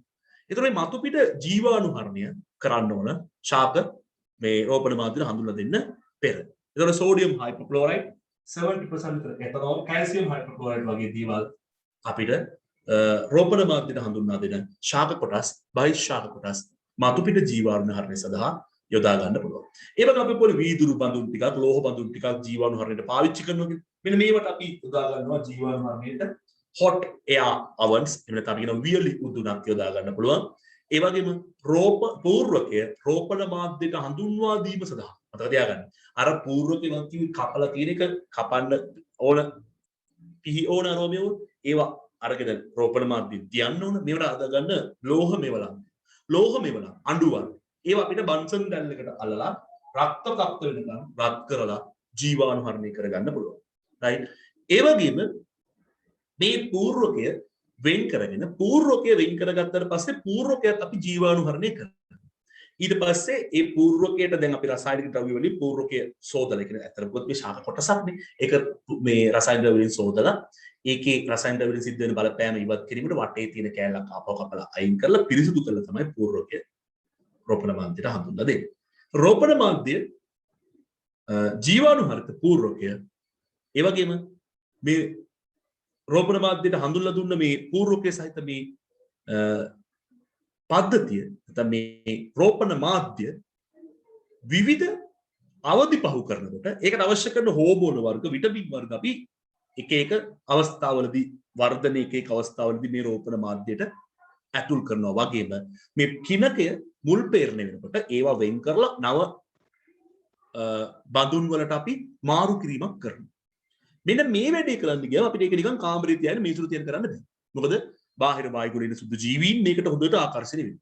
ඒතකොට ජීවාණුහරිත තත්ත්වයට එම ක්‍රියාවලිය සිදු කිරීම සඳහා අපි අනවරත ප්‍රවාහ කැබිනට් නැත්නම් අපි කියනවා ජීවාණුහරිත පූර්වකයේ සහ අනිකුත් රෝපණ අවධි හුවමාරු කිරීමට අනවරත ප්‍රවාහ කැබිනට් නැමැති උපකරණය නැත්නම් කුටීරය භාවිතා කරනවා. දැන් මේක ලියන්න එනවට වඩා රෝපණ මාධ්‍යයේ අන්තර්ගත සංයුක්ත මොනවද තියෙන්නේ කියලා අහන්න පුළුවන් විභාග.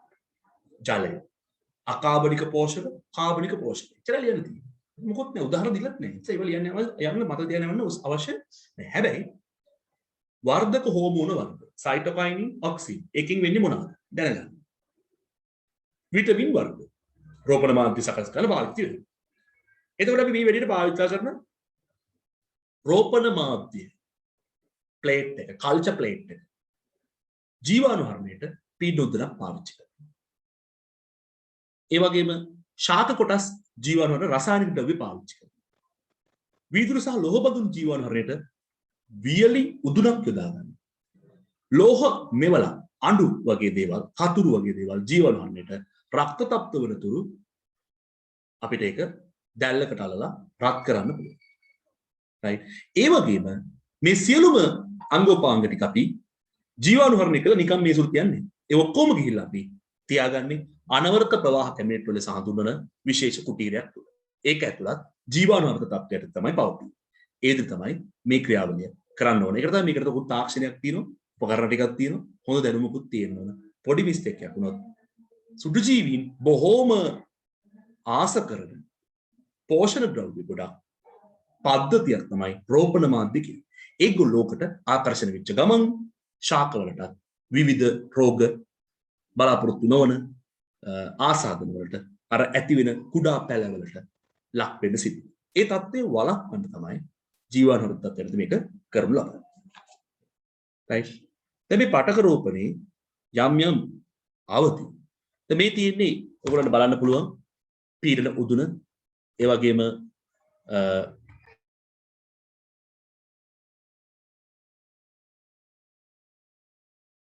පීඩන උදුන, වියලි උදුන, ඒ වගේම අනවරත ප්‍රවාහ කැබිනට්. බලන්නකෝ ඒක හරි වෙනස් නේද? අපි හිතන කැබිනට් වගේ එකක් නෙමෙයි. කුටීරයක්. ඔයාලට පේන තියෙක ඇතුලේ ටෙම්පරේචර් එක, උෂ්ණත්වය, පීඩනය, ඒ වගේම සූර්යයෙන් ලැබෙනවා වගේ ආලෝකය සුදුසු විදිහකට පාලනය කරන්න පුළුවන් විදිහට සකස් කරලා තියෙනවා. ඒ වගේම ඔයාලට පේන ග්ලව්ස් දාලා හරිද? බොහොම පරිස්සමින් ජීවාණුහරිත තත්ත්වයට තේදී මේ ක්‍රියාවලිය කිරීමට අවශ්‍ය කරන රසායනික ද්‍රව්‍ය අන්තර්ගත බෝතල් පවා මේක ඇතුලේ තියාගෙන තමයි මේ ක්‍රියාවලිය කරන්නේ.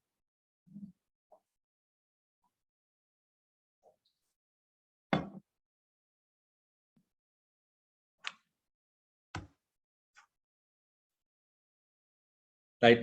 පටක රෝපණයේ මූලික පියවර. එහෙනම් ඉස්සෙල්ම මොකද කරන්නේ? ජීවාණුහරිත තත්ත්වයට සුදුසු පූර්වකය රෝපණ මාධ්‍ය පූර්වකයේ සහිත රෝපණ මාධ්‍යයක් සකස් කරගන්න. රෝපණය ආරම්භ කිරීම. පූර්වකයේ ජීවාණුහරිත රෝපණ මාධ්‍යයට හඳුන්වා දුන්නාට පස්සේ බීජ අවසනය කරනවා. ඒ සඳහා පහත සඳහන් තත්ත්වයන් සපයන්න ඕන. ප්‍රශස්ත උෂ්ණත්වයක් තියෙනවා. අවශ්‍ය ප්‍රමාණයට ආලෝකය තියෙනවා.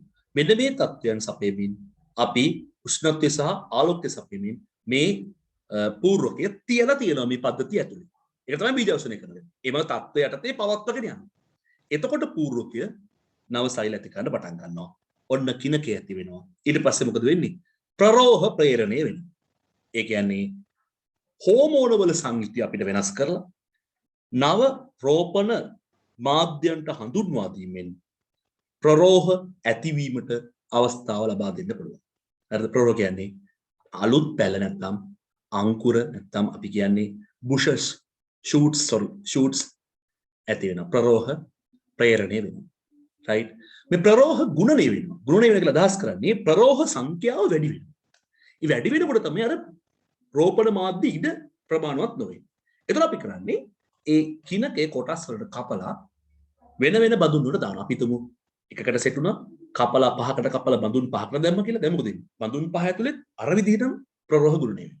ඒ බඳුන් පහින් තව කපලා වෙන එකට දානවා. ඒ දාපු බඳුන් පහට පහක් කම තව 25ක් බඳුන් වෙනවා. ඒ 25ත් අර විදිහට ප්‍රරෝහ වෙනවා. දැන් බලන්න වර්ග වෙන්නේ ගුණණය වෙන්නේ විශාල ප්‍රරෝහ ප්‍රමාණයක් අංකුර ප්‍රමාණයක් ඇති වෙමින් යනවා මේ රෝපණ අවධිවලදී. right ඊට පස්සේ අපි අවසාන වශයෙන් තමයි මුල් ප්‍රේරණයට අවශ්‍ය කරන කිනකේ තියෙන ප්‍රරෝහ ඇතිවෙච්ච කිනක කොටස් වල මුල් ප්‍රේරණය දීම සඳහා අවස්ථාව ලබා දෙන්නේ. මුල් ප්‍රේරණයට අදාළ හෝමෝන වර්ගයේ රෝපණ මාධ්‍යයට එකතු කරාම මුල් ඇති වෙනවා. මුල් ඇති වුණාට පස්සේ අපි මුල් සහ මේ ප්‍රරෝහ සහිත කොටස් වෙන් කරලා අරගෙන කෘත්‍රිම මාධ්‍ය සිට ක්‍රමයෙන් සාමාන්‍ය පරිසරයට ටික අනුගත වෙන්න ඉඩ හරිනවා. ඊට පස්සේ හොඳ පෝෂක අඩංගු බඳුන් පාවිච්චි කළ කුඩා බඳුන් වෙන්න පුළුවන් භාවිත කරලා මේ මුල් තියෙන සහිත ප්‍රරෝහ කොටස් අපි හිටවල ඒගොල්ලෝ හිමින් වර්ධනයට සලස්සනවා. ඊට පස්සේ දැන් අර තියෙන්නේ කෘත්‍රිමව අපි හදපු සූර්යාලෝකය උෂ්ණත්වය කෘත්‍රිම පාරිසරික තත්ත්වයක් නේ තියෙන්නේ. ඒකෙන් හිමින් ටික බාහිර පරිසරයට හුරු වන පරිදි නව පරිසරයට ක්‍රමයෙන් හුරු කරමින් අපි මේක එළියට ගන්නවා. right ඒ විදිහට නව පරිසරයට හුරු වුණාට පස්සේ අපිට වෙළඳ පොළට නිකුත් කරන්න පුළුවන් මේ පැල විශාල ප්‍රමාණයක් කෙටි කාලයක් තුළ කුඩා ප්‍රදේශයක අපි සකස් කරගත්ත ඊටාම නිරෝගී ශාක. ඇයි කිසිදු සුදු ජීවියෙක්ගේ ආකර්ෂයට ලක් වෙච්ච නැති නිරෝගී ශාක විශාල ප්‍රමාණයක් අපිට වෙළඳ පොළට නිකුත් කරන්න පුළුවන්. මේතර විශේෂත්වයක් තමයි දැන් අපි මේක අතු බද්ධ කිරීමෙන් හරි මුල් ඇතිවීමකින් වගේ සාම්ප්‍රදායික ක්‍රමයකට කරා නම් සමහරට අධික නියං කාලයකට අහුනොත් ඔක්කොම පැල ටික විනාශ වෙනවා. අධික වර්ෂාවක සහිත කාලයකට අහුනොත් පැල ටික කුණ දැන්. ඒ වගේ තත්යකට මේක භාජනය වෙන්නේ. ඇයි මේක සිද්ධ වෙන්නේ මේ කුටීරයක් ඇතුලේ. අපි තමයි පාලිතත්ව සකස් කරලා තියෙන්නේ. right ඒ විදිහට අපි සකස් කරගත්තාට පස්සේ ඒ ප්‍රදේශය බාහිර එළියේ හෙන ගැහුවත් ශාක වලට බලපෑමක් නෑ. අවශ්‍ය කාලෙ විතරක් අපිට ඒවා එළියට දෙන්න පුළුවන්. right ඉතින් මේ ප්‍රභේදවල මිල වැඩිද කියලා අහනවා. මෙහෙම එකක් තියෙනවා. සාපේක්ෂව සමහර ප්‍රභේදවල මිල වැඩි. හැබැයි මේ වගේ මිල අඩු වෙන්නත් එක හේතුවක් තියෙනවා. යම් මට්ටමකට. හේතුව දැන් අපි සාම්ප්‍රදායික ක්‍රමයකදී ලොකු ඉඩක පොඩි පැල ප්‍රමාණයක් ලැබෙනවා. මේකෙදි ඉතා කුඩා ඉඩක විශාල පැල ප්‍රමාණයක් ලැබෙනවා. ඒ වගේම ඒක ගුණාත්මක මට්ටමෙන් වැඩි. ඒ නිසා සාපේක්ෂව මිලේ යම්කිසි වෙනසක් තියෙන්න පුළුවන්. ඒක සමහර ශාකවල මිල අඩු වෙන්න පුළුවන්. සමහර මිල වැඩි වෙන්න පුළුවන්. සමහරට සුවිශේෂී ශාක වර්ගද ඒ වගේ මිල වැඩි වෙන්න පුළුවන්. මොකද ඒ සඳහා මේ භාවිත කරන සාම්ප්‍රදායික නැත්නම් මේ ඊටාම ප්‍රාථමිකව අපි මේ අද කතා කරපු පටක රෝපණ අවදි වලට වඩා සුවිශේෂී පෝෂණ මාධ්‍ය, රෝපණ මාධ්‍ය, විශේෂිත විච්ච හෝමෝන වර්ග, right විශේෂිත තත්ත්ව සමහර විට සපයන්න සිද්ධ වෙන්න පුළුවන්. ඒ සඳහා යන වියදම එතකොට ආවරණය කරන්න බලාපොරොත්තු වෙනවා නිෂ්පාදන වෙනකොට යොදන අවස්ථාවේදී. right මේ තියෙන්නේ කතාවේ පළවෙනි අවස්ථාවේදී සිද්ධ වෙන දේ සම්බන්ධව පොඩි රූප සටහනකට ගන්න උත්සාහ කරා. ජීවාණුහරිත තත්ත්වයේදී සුදුසු පූර්වකයේ සහ රෝපණ මාධ්‍ය සකස් වෙනවා. රෝපණය ආරම්භ කරනවා. අංක 2. අංක 3 දී උගලට පේන ඇති ප්‍රරෝහ නිර්මාණය වෙනවා. ප්‍රරෝහ ඇති වෙනවා. ඊට පස්සේ ප්‍රරෝහ ගුණණය වෙනවා. ඒ කියන්නේ ගොඩාක් පැල වර්ග ඇති වෙනවා. දැන් මේ කිනකේ කොටස් වෙලා ප්‍රරෝහ ප්‍රමාණය ගොඩාක් වැඩි වෙනවා. ප්‍රරෝහ ඇති වෙලා ප්‍රරෝහ ප්‍රමාණය ගොඩක් ඇති වෙනවා. ඊට පස්සේ මොකද කරන්නේ? අපි ඒවා වෙන් කරලා නව වෙනත් බඳුන් වලට එකතු කරන්න පුළුවන්. කොටස් කරන්න පුළුවන්. ඒකෙන් ලැබෙන ගොඩාක් ශාක. ඊට පස්සේ පරිසරයට හුරු කරලා එකිනෙක අරගෙන වෙළඳ පොළට එකතු කරන්න පුළුවන්. ඉතින් මේ සාමාන්‍ය මේ වැඩේට දීලා තියෙන පියවර ටික. right ඉතින් මේක වෙනස් වෙන්න පුළුවන් එක හැමෝටම එක විදිහට මේ පියවර යන්නේ වෙන්නේ නැහැ. සාමාන්‍ය මූලික ගත්තම ඉස්සලම පූර්වකය රෝපණ මාධ්‍ය ඒවා කියන සකස් කරගන්න. ඒ රෝපණ මාධ්‍ය හදන්න නැතුව පූර්වකය ඉල්ලන වැඩක් නැහැ. right රෝපණය ආරම්භ කරන්න. ප්‍රරෝහ ප්‍රේරණය වෙන්න ආරින්න ඕන. ප්‍රරෝහ ගුණණය වෙන්න ආරින්න ඕන. ඊට පස්සේ තමයි මුල් ප්‍රේරණය වෙන්නේ. ඉස්සලා මුල් ප්‍රේරණය කරන්න පුළුවන්ද? බෑ. කිනකේ මුල් ප්‍රේරණය කරන්න පුළුවන්? බෑ. එතකොට මේ කියන මූලික පියවර ටිකේ පියවර තියෙනවා 6ක්. ඒක යම්කිසි රටාවකට තියෙන්නේ. ඒක අපිට මාරු කරන්න බෑ. දැන් උදාහරණයකට ප්‍රරෝහ ප්‍රේරණය වෙනවා ඊට පස්සේ මුල් ප්‍රේරණය වෙලා ප්‍රරෝහ පුරණය වෙනවා. එහෙම වෙන්න බෑ. රයිට්. එහෙම කරන අවස්ථාවක් නෙමෙයි අපි කතා කරන්නේ. අපි අවසාන නව පරිසරයට හුරු කරන්නේ. ඒක මුලට එන්න බෑ. එතකොට මේ කියන මූලික පියවර 6 මතක තියාගන්න පුළුවන් නම් හොඳයි. රයිට්. මොකද ගැලීම් සටහනක් විදිහට දීලා එකක් දෙකක් ඒගොල්ලෝ දීලා ඉතින් ටික නොදී තියෙන්න පුළුවන්.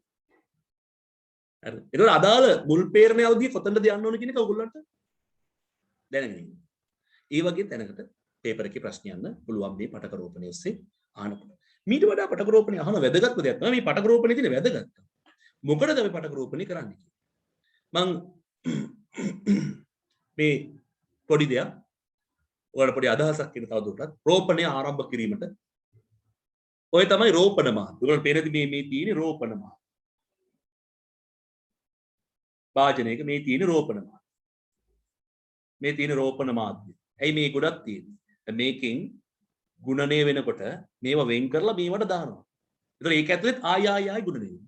ආයි ඒකිනුත් වෙන් කරලා තව වාජනයකට දානවා. ඊට දාලා ගොඩාක් මොකද මේ වගේ. මේ වගේ විශාල බඳුන් ප්‍රමාණයකට විශාල පැන සංඛ්‍යාවක් අපිට සකස් කරගන්න පුළුවන්. රයිට්. ඒක රෝපණය ආරම්භ කරන අවස්ථාවේ අපි සූදානම් වෙන විදිය. ප්‍රරෝහ ප්‍රේරණය වල පේන පැල සංඛ්‍යාව එන්න වැඩි වෙනවා. වැඩි වෙමින් යනවා. වැඩි වුණාට පස්සේ අවසාන අපි තනි පැල අරගෙන පොඩි ගහක් විදිහට වෙළඳ පොඩි නිකුත් කරන්න පුළුවන් මට්ටමකට ගන්න පුළුවන්. රයිට්. මේ ඔක්කොම මුලින් සිද්ධ වෙන්නේ රෝපණ මාධ්‍ය තුල. හරිද? මේ තමයි මුල් ප්‍රේරණය වෙන්නේ. රෝපණේ පටන්ගෙන මුල් ප්‍රේරණයට අවශ්‍ය කරන හෝමෝන එකතු කරාම තමයි කිනකේ මුල් ඇති වෙන්නේ. ඒ ඇති වෙන මුල් ඇති වුණාට පස්සේ තමයි අපි නව පරිසරයට හුරු කරලා ශාක වෙළඳ පොළ නිකුත් කරන්නේ. මුල් නැතුව ශාකයක් අපි වෙළඳ පොළ නිකුත් කරන්න බෑ. මේ තියෙන නව පරිසරයට ඒ විදිහට හුරු කරන හදපු උත්සාහය. ග්‍රීන් හවුස් හදලා හිමින් සිවි පරිසරයේ උෂ්ණත්වය හුරු වෙන පරිදි සූර්යාලෝකයට හුරු වෙන පරිදි හැමින් මේක නව පරිසරයට හුරු කරන්න. right. මේ තියෙන්නේ ඒකම තමයි. මේ කෙසෙල් පටන් ගත්ත විදිය තමයි මේ තියෙන්නේ. පටන් ගත්ත විදිය. පළවෙනි බොටල් එකේ. ඊට පස්සේ මොකදලා තියෙන්නේ? ගුණණය වෙලා තියෙනවා. right. රෝල් වේලේ අවසාන වෙනකොට මුල් ඇති වෙලා මුල් ප්‍රේරණය වෙලා කෙසෙල් ගස් කුඩා බඳුනක් ඇතුලේ විශාල ප්‍රමාණයක් නිර්මාණය වෙලා තියෙනවා. ඒක වෙන් කර වෙන වෙන බඳුන් වලත් ඔයගෙම ගොඩාක් අපිට ඇති කර ගන්න පුළුවන්. right. ඒතර පටක රෝපණයේ තියෙන මොකද්ද විශේෂ වැදගත්කම? පටක රෝපණයේ ගොඩාක් වෙලාවට ශාක විශේෂ සඳහා යොදා ගන්න. ශාක ප්‍රචාරණය සඳහා ජනප්‍රිය ක්‍රමයක් බවට පටක රෝපණය පත් වෙලා තියෙනවා අද වෙනකොට. ඒකට එක් ප්‍රධාන හේතුවක් තමයි අඩු ඉඩ ප්‍රමාණයක ලපටි ශාක ඉතා විශාල ප්‍රමාණයක් ගන්න පුළුවන්. පොඩි ඉඩයි යන්නේ. අඩු කාලයකින් දේශගුණික තත්ත්වවල බලපෑමකින් තොරව. ඒ කියන්නේ වැහි කාලේ නිකන් බලන් ඉන්න ඕන මේ ටික හදන්න. ඒව නෑ. අපිට කැමති වෙලාවක් කරන්න. අනිත් කාරණා තමයි මව් ශාකයේ ගති ලක්ෂණ එලෙසම තියෙන එකම ප්‍රවේණික ලක්ෂණ තියෙන සර්වසම ශාක විශාල ප්‍රමාණයක් ලබා ගන්න පුළුවන් පටක රෝපණය. අනිත් කාරණේ තමයි සමහර ශාක තියෙනවා බීජ ජීවිතාවයක් නොමැති බීජ තමයි ඒගොල්ලෝගේ තියෙන්නේ. ඒ කියන්නේ බීජ ප්‍රරෝහණයෙන් අපිට නැත්නම් බීජ ප්‍රචාරණයෙන් අපිට ගන්න බෑ. අන්න ඒ වගේ වෙලාවට බීජ ජීව්‍ය බීජ නොසාධන ශාක ප්‍රචාරණය සඳහා පටක රෝපණය අපිට පාවිච්චි කරනවා. වෛරස ඒ වගේම පරපෝෂීන්ගේ ආසාදන වලින් තොර නිරෝගී ශාක විශාල ප්‍රමාණයක් ලැබෙනවා. ඇයි ජීවන හෘද තත්ත්වයට තිබ බොහොම පරිස්සමකට මේක කරේ. ඒ නිසා නිරෝගී ශාක ලබා ගන්න පටක රෝපණයට අපිට අවස්ථාව සලසලා දෙනවා. ඒක ගුණ ශාක. ඒක ගුණ ශාක කියලා කියන්නේ හැම ශාකයකම ගුණ එකයි. මම අර කිව්වේ කෙසෙල් ගත්තම එකම උස දෙලා මේ පස්සේ එකම උස එකම සයිස් එකකින් හැදෙන්නේ කොහොමද? ඔව්. ඒක ගුණ එකම ලක්ෂණ ටික තියෙන ශාක තමයි පටක රෝපණය ලැබෙන ශාක වලින් ලැබෙන්නේ. ඒ වගේම දේශීය සංස්කෘතික වටිනාකමක් තියෙන සමහර විශේෂිත වූ ශාක. ඒවා ළමයි දැන් කපන්න හිම දෙන්නෙත් නැහැ. ඒ සංරක්ෂණය කරනකොට ඒ ශාක එලෙසම ගති ලක්ෂණ තියෙන බඳ ඒ විදිහටම ශාක ප්‍රචාරණය කරගන්න අපිට පටක රෝපණය පාවිච්චි කරන්න පුළුවන්. right. ඒ වගේම වෙනත් ක්‍රමවලට අලුත් ශාක ඇති කර ගැනීම අපහසු වන අවස්ථාවල right ලිංගික ප්‍රජනනයක් තියෙන ඒ වගේම ඕකිඩ් වගේ විස්තර මල් වර්ග ප්‍රචාරණයට දැන් ඕකිඩ් කියන්නේ හොඳ බිස්නස් එකක් නේ දැන් නම් මේ දවස්වල නම් එච්චර නැතු ඇති මොකද ඔය ෆන්ක්ෂන්ස් වලට අවශ්‍ය කරන ප්‍රෙෂ් ෆ්ලවර්ස් කියලා කියන්නේ natural flowers ස්වභාවික මල් වගේ දේවල් ඕන දැන් වෙඩින් එකකට මල් බොක්කේට කට්ටිය කැමති නිකන් අර ඉටි මල් ගහනවට වඩා ප්‍රෙෂ් ඒවා ගන්න. ඒක ලොකු බිස්නස් එකක්. වෙළඳ පොලක් තියෙන ඒවත් ආශ්‍රිත. ඒතර ඒවට අවශ්‍ය කරන මේ පැල වර්ග. ඒකට අපි දන්නවා මේ මල් බොක්කියක් ගත්තාම ඒකේ හැදිලා තියෙන මල් එක එක සයිස් එකේ නම් එක එක වර්ණයෙන් නම් ප්‍රශ්නයක් නෑ. අපි දන්නවා ගහක් සාමාන්‍ය ගහක් ගත්තාම ඒකේ හැදෙන මල් ගත්තොත් ඒවා එක එක සයිස් එකේ තියෙන එක එක පොඩි පොඩි වර්ණේ පොඩි පොඩි වෙනස්කම් මේ වගේ දේවල් තියෙනවා. ඒක ගැළපෙන්නේ නෑ මල් බොක්කිය. එතකොට අර පටක රෝපණයෙන් හදපු ඕකිඩ් වගේ දෙයක් ඇම්තූරියම් වගේ දෙයක් ගත්තාම ඒ මල එක සයිස් එක වගේ එකම ක්වොලිටි එකකින් තියෙනවා. මාර වැදගත්. එතකොට ඒ ආසිත නිෂ්පාදනයක් ලබා ගැනීමේදී ඒ ඒකාකාරී බව හරි වැදගත් වෙනවා. ඒතකොට ඒක පටක රෝපණයේදී අපිට පහසුවෙන් ලබා ගන්න පුළුවන් දෙයක්. ඒ වගේම ආර්ථික වශයෙන් වැදගත් ගොඩාක් ශාක දැන් උදාහරණයක් වුණ කෙසෙල් right ප්‍රචාරණයට යොදා ගන්න පුළුවන් බොහෝමයක් ඒවා පටක රෝපණයෙන් අපිට ප්‍රචාරණය කරගන්න පුළුවන්කම ලැබෙනවා. ඒ වගේම මේ පටක රෝපණේ අවාසිත් නැතුව නෙමෙයි. දැන් දරුවෙක් ඇහුවනේ හැම ගහකට පුළුවන්ද? බෑ. සෑම ශාක විශේෂකට මේ පටක රෝපණේ යොදා ගන්න බෑ.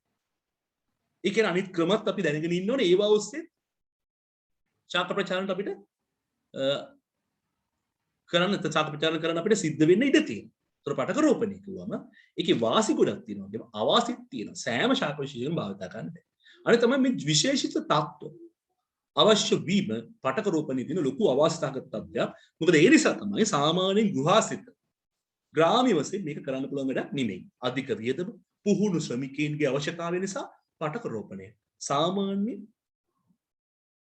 කෙනෙකුට සාමාන්‍ය නිවසක කෙනෙකුට දෙතුන් දෙනෙකුට එකතු වෙලා මේක ග්‍රාමීය වශයෙන් කරන්න පුළුවන් එකක් නෙමෙයි. යම් මට්ටමක දෙනුමක් තියෙන යම්කිසි ඉන්වෙස්ට්මන්ට් එකක් කරන්න පුළුවන් කොට්ටාසයකට තමයි මේ වැඩේ මහා පරිමාණයෙන් කරන්න පුළුවන්.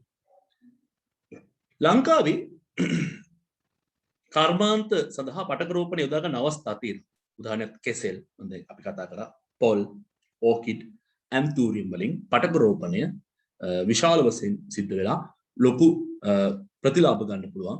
එක ගුණ තියෙන ශාක විශාල ප්‍රමාණයක් ලබාගෙන එක වගේ ප්‍රතිලාභ ලබා ගන්න වගා කටයුතු අපි දකින්න ලැබිලා තියෙනවා ලංකාවේ විවිධ ප්‍රදේශවල. right ඒ වගේම ලංකාවේ පටක රෝපණේ තියෙන වාසි ලංකාවට පටක රෝපණය මේක හරි වැදගත්. ඇයි දැන් පටක රෝපණය කිව්වම මේක මේ පොදු මාතෘකාවක්. අපි මේක ඉගෙනගෙන ලංකාවගේ රටකට මේ පටක රෝපණේ තියෙන ප්‍රතිලාභ මොනවාද? අපි දන්නවා පටක රෝපණය කියන එක අපිට කරලා නව ශාක හදන්න පුළුවන් විශාල ප්‍රමාණයක්. ඒක ආදායම් ලබා ගැනීමේ හොඳ මාර්ගයක්. භෝග ප්‍රචලිත කිරීමට බොහොම කාර්යක්ෂම ක්‍රමවේදයක්. right? ඒතර භෝග වර්ග විශාල ප්‍රමාණයක් රට පුරා බෙදා හරින්න ඕන නම් අන්න පටක රෝපණයෙන් අපිට විශාල ප්‍රමාණයක් කෙටි කාලේ දීපදවල පුළුවන් කුඩා ඉඩ. දේශීය ශාක වර්ග තියෙනවා අපේ තව වටිනා කියන විශේෂයෙන්ම ඖෂධීය වටිනාකම විශාල වශයෙන් තියෙනවා. ඒවා ප්‍රචාරණයට පටක රෝපණය ගොඩක් වැදගත් වෙනවා. ඊළඟට මම කතා කරන්න බලාපොරොත්තු වෙන්නේ දැන් මේ පටක රෝපණයට අමතරව අපි දන්නවා ශාක බද්ධ කරන්න පුළුවන් කියලා කිව්වා. කෘත්‍රිම ප්‍රචාරණ ක්‍රම තියෙනවා තව මිනිසා විසින් කරන බද්ධ කරනවා. ඒ බීජ ප්‍රරෝණයෙන් ශාක ලබා ගන්න පුළුවන්. මේ බද්ධ කරපු ශාක සහ පටක රෝපණය ලබාගත්ත ශාක අතර තියෙන විශේෂත්වය. බීජ ප්‍රරෝණයෙන් ලබා ගන්න ශාක සහ පටක රෝපණයෙන් ලබාගත්ත ශාක අතර තියෙන වෙනස්කම. මොනවද කියලා අපි දැකලා තියෙනවා. ඒතොර අර කෘත්‍රිම ප්‍රචාරණ ක්‍රම යටතේ මේ වාගෙන් හොඳ අපි බහුලව භාවිත කරන ශාක ප්‍රචාරණ ක්‍රම යටතේ ඒවායේ තියෙන ගුණ දොස් අපිට සාකච්ඡා කරගන්න පුළුවන්කම ලැබෙනවා. ශාක බද්ධ කිරීමේ ක්‍රමවලට වඩා පටක රෝපණයෙන් ලබාගත හැකි ප්‍රයෝජන මොනවාද? අපි දන්නවා ශාක බද්ධ කිරීමේ ක්‍රමවලදී අපිට ලොකු කාලයක් යනවා. නමුත් පටක රෝපණයෙන් කෙටි කාලයක් තුළ විශාල ශාක ප්‍රමාණයක් ලබා ගන්න පුළුවන්. බද්ධ කරන ක්‍රමවලදී විශාල කාලයකදී කුඩා ශාක ප්‍රමාණයක් තමයි ලැබෙන්නේ. නිරෝගී ශාක ලබා ගන්න පුළුවන්. බද්ධ කරාම සමහර විට බද්ධ කරපු ශාකයට තියෙන යම්කිසි රෝගයක් ඒ නව ශාකයට එලෙසම යන්න ඉඩ තියෙනවා. ඒ වගේ තත්ත්ව ඇති වෙන්න පුළුවන්. හරි. රෝගී ශාකයකින් රෝගී ශාකයක් නැති වෙනවා. ඔයගොල්ලෝ දන්නවා පටක රෝපණයේදී රෝගී ශාකයකින් උනත් නිරෝගී ශාක ගන්න පුළුවන්. අර මම ඉස්සෙල්ලා කිව්වේ අග්‍රස්ත විභාජක වල සෛල වෛරස් ආසාදනය වෙලා නැහැ. අනිත්‍ය ආසාදනය වෙලා තිබ්බට. ඒ ටික අරගෙන අලුත් ශාකයක් හදාගන්න පුළුවන් නිරෝගී ශාක. ලැබෙන ශාක සියල්ලම වාගේ නිරෝගී තත්ත්වයෙන් තියෙනවා. ඒක තමයි බද්ධ කිරීමේ ක්‍රම වලට වඩා තියෙන විශේෂ වාසියක් ප්‍රයෝජනයක් පටක රෝපණේ තියෙන. බීජ ප්‍රරෝපණය අපහසු ශාක ප්‍රචාරණයට භාවිත කරන්න පුළුවන්. ජීවිතාවයක් අඩු හෝ ජීවිතාවයක් නැති බීජ නිපදවන ශාක ප්‍රචාරණයට ශාක බද්ධ කරන ක්‍රම වලට සාපේක්ෂව පටක රෝපණය ගොඩක් හොඳයි. ඒ වගේම බීජ ප්‍රරෝපණය ලබාගත හැකි ශාක සහ පටක රෝපණය ලබා ගන්න ශාක අතර තියෙන වෙනස්කම්. අපි දන්න බීජ ප්‍රරෝපණයෙන් ලැබෙන ශාක අස්සනු ලබා ගැනීමට වැඩි කාලයක් ගත වෙනවා. පටක රෝපණයේදී අපිට ජානමය වශයෙන් විකෘති කරලා දෙබෙද හදන්න තාක්ෂණික තවටයක් වැඩි දියුණු කරලා ගන්න පුළුවන්. අස්සනු කෙටි කාලෙකදී ලබා ගන්න හැකි මට්ටමට පටක රෝපණය ලැබෙන ශාක අපිට දියුණු කරන්න පුළුවන්. ප්‍රවේණික වශයෙන් වෙනස්. කියන්නේ බීජ ප්‍රරෝපණයෙන් ලැබෙන ශාක ගත්තම මව් ශාකයේ ලක්ෂණ 100%ක්ම හැම ශාකයකටම නැහැ. නමුත් අපි දන්නවා පටක රෝපණයෙන් ගන්න ශාක ප්‍රවේණිකව සමානයි. මව් ශාකයේ ලක්ෂණ 100%ක්ම වාගේ සමානව හැම ශාකයකම දක්නට ලැබෙනවා. ඒ වගේම බීජ ප්‍රරෝපණය කියන එක මේ ශාක සංරක්ෂණයට එච්චර හොඳ ක්‍රමයක් නෙමෙයි. නමුත් පටක රෝපණය ශාක සංරක්ෂණයට එලෙසම ගති ලක්ෂණ අලුත් ශාක වලට යන නිසා මව් ශාකයේ ලක්ෂණ එලෙසම භාවිත වෙන නිසා එලෙසම ප්‍රචාරණය වෙන නිසා ශාක සංරක්ෂණයට පටක රෝපණය ගොඩක් හොඳයි සාර්ථකයි. ඒ වගේම බීජ ප්‍රරෝපණය ලබාගත ශාක ගත්තාම හැම ශාකයක්ම නිරෝගී නේ. පටක රෝපණය ගොල්ලෝ දන්නවා දහස් ගණක් හැදුවොත් සියල්ලම වාගේ නිරෝගී ශාක. හැබැයි ආසාදි දෙකක් තියෙනවා නම් ඔක්කොටම ආසාදිනේ වෙනවා. ඇයි? හොඳ ජීවන හරිත තත්ත්වයකදී නිවැරදිව කළොත් සියලුම ශාක නිරෝගී ශාක ලෙස ලැබෙනවා. ඉතින් මේ තමයි පටක රෝපණය සම්බන්ධව අපිට කතා කරන්න තියෙන සම්පූර්ණ කොටස. ඉතින් මේක නැවත ගෙදරදී ඔයගොල්ලෝ කියවන්න, හෙමින් කියවන්න, වැදගත් කරුණු highlight කරගන්න. අපි මේක කතාව අවසන් වුණාට පස්සේ පොඩි රිවිෂන් එකක් වගේ ඒ වගේම ඔයගලන්ට අවස්ථාව දෙන මම අද සිට පටන් ගන්න ෂෝට් නෝට් එකක් හදන්න. මෙටියුට් එකේ මුල ඉඳලා හෙමින් කියවන ගමන් මම තියාගන්න අනවශ්‍ය කරුණු වලට නෙමෙයි යන්න. වැදගත් කරුණු වාසි අවාසි ප්‍රධාන පියවර ප්‍රධාන දේවල් අන්න ඒ වගේ ගොඩක් දේවල් තියෙනවා. සෛලයේ කොටස් වල ප්‍රතිලාභ කොටසකින් ලැබෙන්නේ මොකද්ද කරන්න පුළුවන්. අන්න ඒ වගේ සියලුම මේ දක්වා කතා කරපු වගේ ෂෝට් නෝට් එකක් කියන්නේ මේ පොතේ පිටු තියනවා 60ක් කොළ 3කට 4කට 5කට උඩරින් ඊටතර අඩු ගන්න පුළුවන් තවත් සාර්ථකයි. හැකිතා ෂෝට් ෆෝමැට් එකකින් කෙටි සටහනක් මේ දක්වා කොටසට නිර්මාණය කරන්න. තව අපිට නිපුණතාවයන් දෙකයි තියෙන්නේ. මම හිතන විදිහට හෙට අපිට ඒ නිපුණතාවයන් දෙකක් කරලා අවසන් කරන්න පුළුවන්. ඊළඟ සතිය අපේ අලුත් පාඩම් පටන් ගන්න පුළුවන් වෙයි. රයිට්. එහෙනම් අද දවසේ වැඩ අවසන්. හැමෝටම සුබ දවසක්. පරිස්සමින් ඉන්න ආයුබෝවන්.